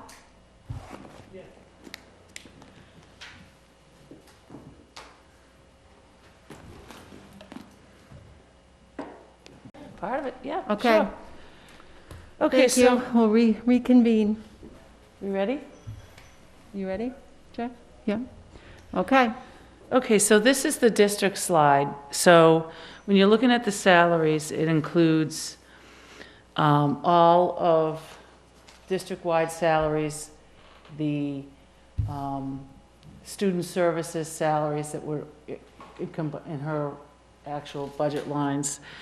It is nurses, student services, district-wide grounds, district-wide custodians, any of the superintendent, business office, and curriculum salaries. And then if you look at supplies, materials, and contracted, it's the same. So that would include any school committee costs, central office, business office, superintendent's office, the grounds, nurses, and student services. And when you're looking at the utilities, we moved the utilities from central office to east because we are intending to move there in the near future. And if you look down at the utilities, they're it's quite an increase over combining those two together for reasons that I already spoke to about the other buildings. But also, that building has not had anybody in it for quite some time. I'm not sure. Is that true? Since 2014 Right. Right, so I think it's been run at a minimal with electricity and heat. So that's in there. Building and equipment is any building and equipment that, for the east building the other expenditures is the copier leases, any insurances, whether it's the additional insurance for the food service staff, our liability insurance, our auto insurance, anything that the town has us pay. And also, this includes any out-of-district programs. So whether it's sped or otherwise. This includes any programming like Bristol Aggie or any of our out-of-district students. So like, they're all lumped into one there. So that number is a combination of a few of these categories That on is our line correct. item budget? Yes, Okay. because they're considered a district-wide expense. Mm-hmm. All right. Kevin, do you have any questions for Christine? I don't see anything that's sticking out right now. Okay. Pretty Jeff? much it's level, except for the move to east, where I anticipate there'll be some additional costs there once we move there. Okay. So, I'm sorry, can I ask one question before you? So I did ask Dr. Shaverhood this question yesterday about the increased cost. So it is going to cost the district more once the offices are moved, a considerable amount more.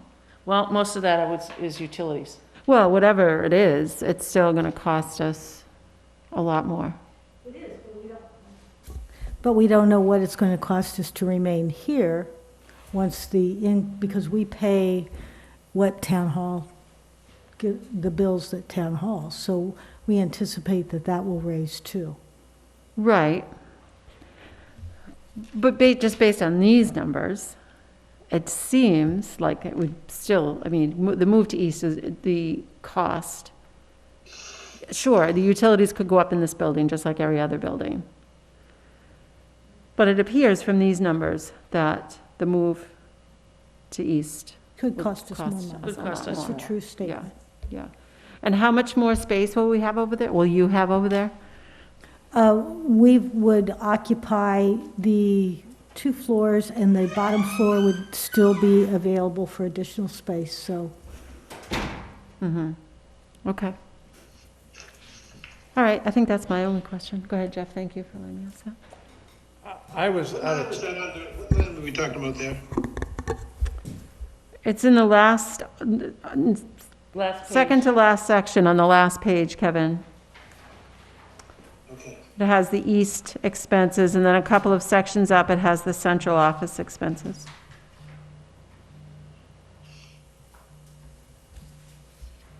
And just one question about the move, just while we're all here. If the Council on Aging no longer needs the building, what's the impetus now for us to go, other than not having to help pay for a roof maybe? Is there any other reason to go? I think that would be something that we would have to talk to the town manager about. Okay? Okay, go ahead, Jeff.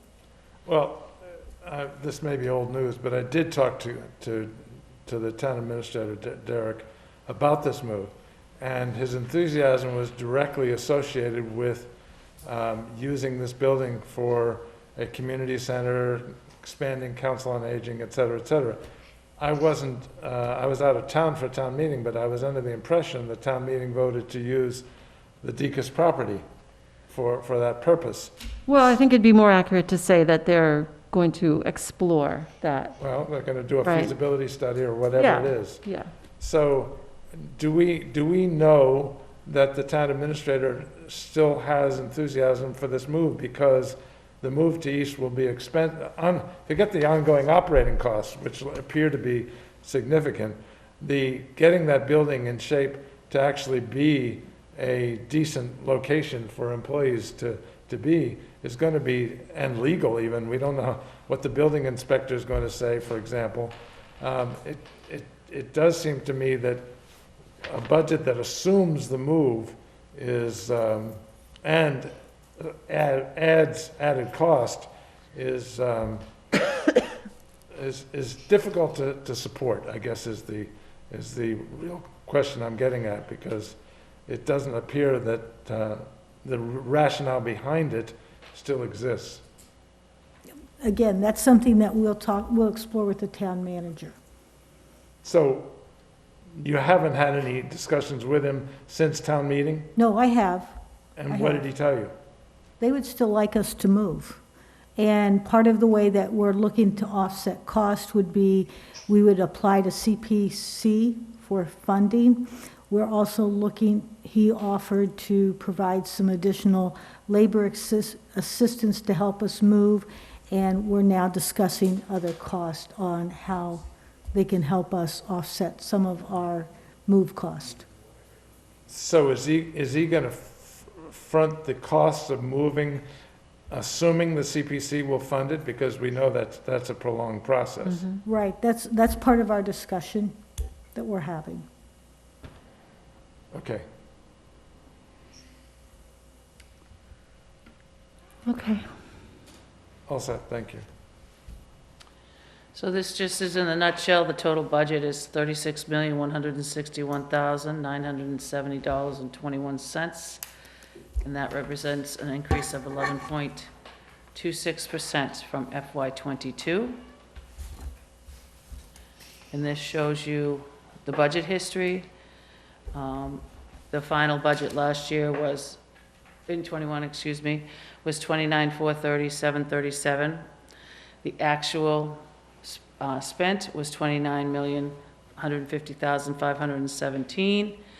FY '22, we requested the $32,503,073, but we were able to offset that by the $1,660,000. So the town appropriation was $843,000.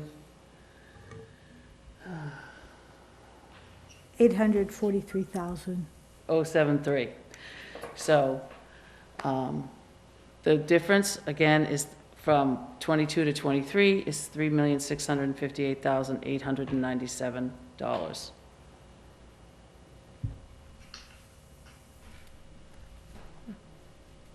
Dr. Schwab? So if you brought it down to the town money, which was indicated in '21, and you took out, and you put the town figure into '22, rather than the supplemental figure, does that change the overall percentage? Yes, it does. But the reason being is we have had no, I needed to compare apples to apples, and we've had no discussion on additional revenue that could offset this budget that's presented. So in other words, I remember last year, Joyce, you wanted to see apples to apples, so the bulk of it was, $1 million of it was special education. But we put that in the FY '23 budget, showing that that's what she actually needs. Now, how we offset this with other revenue sources there needs to be a discussion. And so that discussion, I mean, our next look at this budget is on the 18th at our budget presentation. So will that presentation be the same number? Unless there's discussions between now and then. It's kind of a tight schedule. It's a little tighter than last year. Right. Well, I know, I mean, there's a budget advisory group, and I know that, you know, you meet with them, and, go ahead. What was the number the town funded for FY '22 again, please? 30 million, 8 something? Yeah, 30,000,008. 43373, Yeah. 30,843 yes, and change. 373. So that represents a little over 1% from the FY '21 budget. So if we took that money of 30,843 and multiplied it by, let's even go 1.5%. And that's more than, we're talking about adding less than 500,000 to the budget, which means we get to, let's call it 31,300,000. These are round numbers, but they're pretty close. So that means we're actually over 5 million from what the town is likely to support based on past history. And so before the budget presentation, it does seem to me, at least to the Budget Advisory Committee, and I suspect the FinCom has some thoughts on this whole thing as well. I'm going to be radical, but I used to be a FinCom chair, so I can understand their thinking. We at least need to know how it's going to be supplemented, because you've indicated in FY22 there were not insignificant resources outside the operating budget put into this. Right. So I assume you're not in a position to tell us what those numbers might be hypothetically at this point. Well, we need to meet with the budget advisory for. Understood, but even if we take out ESSER, which is, for a variety of reasons, we don't need to include at this point in time, do you have any indication, because there were a total of 3 different sources, only one of which was ESSER. Prepaying SPED, I think, is only available, essentially it's a one-time thing, you can't do it every year, correct? You can. You can? If it's there. Mhm. You can if Okay, it's there. then the combination of circuit breaker, prepay SPED, and whatever other resources, excluding ESSER, what is available as we speak? I'd have to look at Okay, the, yeah, so if I could just if I can just walk it back a little bit. So right now, our budget's $36,161,970. That's what we requested. When you look at Chromebooks at $150,000, you look at the new staff request. If you add those 2 groups together, you get $486,412. So let's just take that off. You then come down to 35,000, or, yeah, 5,700,000 approximately. approximately. Okay, so then I decide, all right, let's just see if we can put ESSER 600,000, which is reasonable, and circuit breaker 900,000, and we have special. Time out. Circuit breaker was 900 and ESSER was 600? Is that what you're saying? 660. Oh, the same 660. So now we're at $34,115,550. We still have the circuit breaker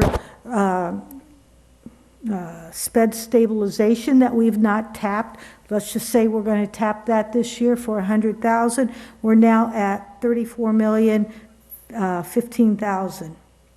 So that's off of, so if I take all of that off right now, I would bring in a budget of 34 million. Which is still almost 3 million higher than the town would support. Right.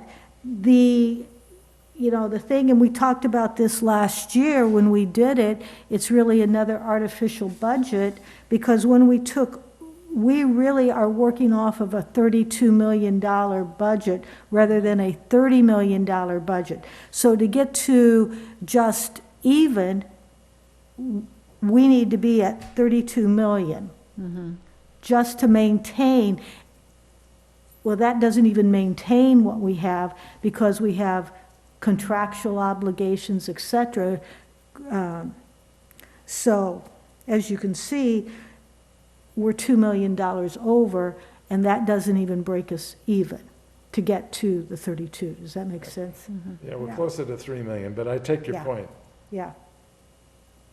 So, obviously, we'll come back, we'll have a budget subcommittee meeting, or advisory meeting, we need to have a discussion about where you want us to bring you in at for the budget presentation next week, and we have some work to do on our budget. But what you saw today was what the schools requested to run and to bring us forward. as well as all the contractual obligations, and as well, the other big increase is the utilities. Do you have any, can I ask? No, go ahead, yes. Do you have any idea where we'll be coming in at? At present, no, Okay. but we're not going to be coming in 11% above what we were last year. So you think if we'd come in about 6, we'd be pretty good? It's going to be tight. Yeah. I can tell you, me personally, no. Yeah, I know, I was shooting for 6, hoping for 4. But you know, it's funny listening to all this, and The utilities I get, I mean, everybody could see that coming. And fuel for the buses Fuel also. buses, yeah, just all that in general, all that stuff, you have no control over That's right. whatsoever. You know, yeah, it becomes bigger. But, you know, I have to talk to the administrator about some pay raises that we're giving out. I'm from that old school, the tax levy can go up 2.5%, so I don't wanna see raises above 2.5%. That's not gonna work this year. Mm-hmm. Just because of inflation, everything that's going on. So, and there's a lot of contracts in this town that are up this year. I'm not sure how many you folks have, but I know the town side has all of them. Yeah. So it's gonna be a big hit. You know, I can't sit here and tell you what they're gonna be or how much they're gonna go up, but they could be, you know, budget busters. I mean, the way things are going right now between utilities and pay raises and It's cost of living. it's cost of Right. living, well, that's right, Mhm. yeah, cost of living, but that's the raises are all tied into, it's gonna be tough. Just the cost of supplies and materials because of the pandemic also. Yeah. We And have if to you can get consider them. that. Excuse me? Even if you can get them. Right, if we can get them, right. Premium sometimes. Right. That's unfortunate. Yeah, the transportation Yeah, it's, to get them here. yeah, it's. It's gonna be a tough year. I think what it comes down to is to avoid a fiscal cliff. You've got to see, we went up from, the town supported 30 million, whatever it was, 800,000? 30,843,073. 800,000, What's right? the next slide? Okay. The town supported 30,843,000, and we said, no, that doesn't work in the middle of a pandemic with all the needs of our students. So we went to 32 plus. Correct. So what we need to see is that curve coming back down to reality over the next, certainly 2 years. And it has to start this year. It doesn't have to end this year, but it has to start this year. Otherwise, you're going to hit the cliff. And both the school committee and the finance committee have a responsibility to make sure we don't get to the cliff, and therefore we have to start next year. We just don't have any choice. That's really, and yes, the environment, because of increases in energy costs and even increases in things like transportation costs for salaries and paraprofessionals and substitutes. All those things, I understand they add up. But the fiscal reality is our printing press, you know, to create more money was declared illegal a long time ago, and we have to find a way to get to a position to avoid that cliff. You know, the unfortunate part is everybody's hurting in this economy with inflation and all that. But I'm not gonna be the one to bring it up, but everybody knows what that elephant in the room is. That might be done, not this one, but the year after, is some way of getting that tax levy up. And you can figure out what my thought process is. I don't wanna say anything about any more than that, but We tried it I know it's been tried. I'm not 7 years disputing ago, it. and didn't go. No, I understand that. 9 years ago. Was it that long? Yeah. Your contribution is lost because I can't hear you. Oh, sorry. He's saying that he's not able to hear you, so it's not picking you up. Yeah. He's saying good. That worked out. That was good, wasn't it? Yeah. But, you know, I mean, I don't want to see it personally, obviously, you know, but, you know, it's the nature of the beast sometimes, unfortunately. You know, I mean, there's a lot of things the town side needs, the school side needs. I mean, it's, you know. Right, but everything you just said, Jeff, I don't disagree with you, but the needs, you know, you talk about the increased spending, the increased needs of the students this year, but their needs haven't decreased. If anything, they're increasing, you know, Yeah, as they've come back to school, so. I agree completely, but our taxpayers aren't in a better position. You're right. And we just built thankfully, a very cost-effective new school. But the taxpayers, even though it was much less than I thought it was going to be, absorbed it. And we can't ignore that as well. And on top of that, something tells me that a public safety complex, is something that the Board of Selectmen feel very strongly about. So maybe the combination of the school and the public safety complex can do what we initially thought we'd need for the school. That would be a lovely scenario. Yes. But the bottom line is, ultimately, we have to figure out how to be more effective in how we spend the money, even though the needs are increasing. So I'll just thank everyone again, thank everyone who's still here, everyone who was here to present today. I know that a lot of work goes into today, so it's really appreciated.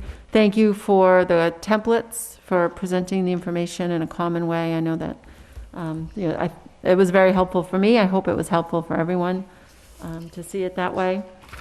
So I guess we will, as a school committee, we will continue this conversation next Thursday on the 18th. All right. Thank you, everyone.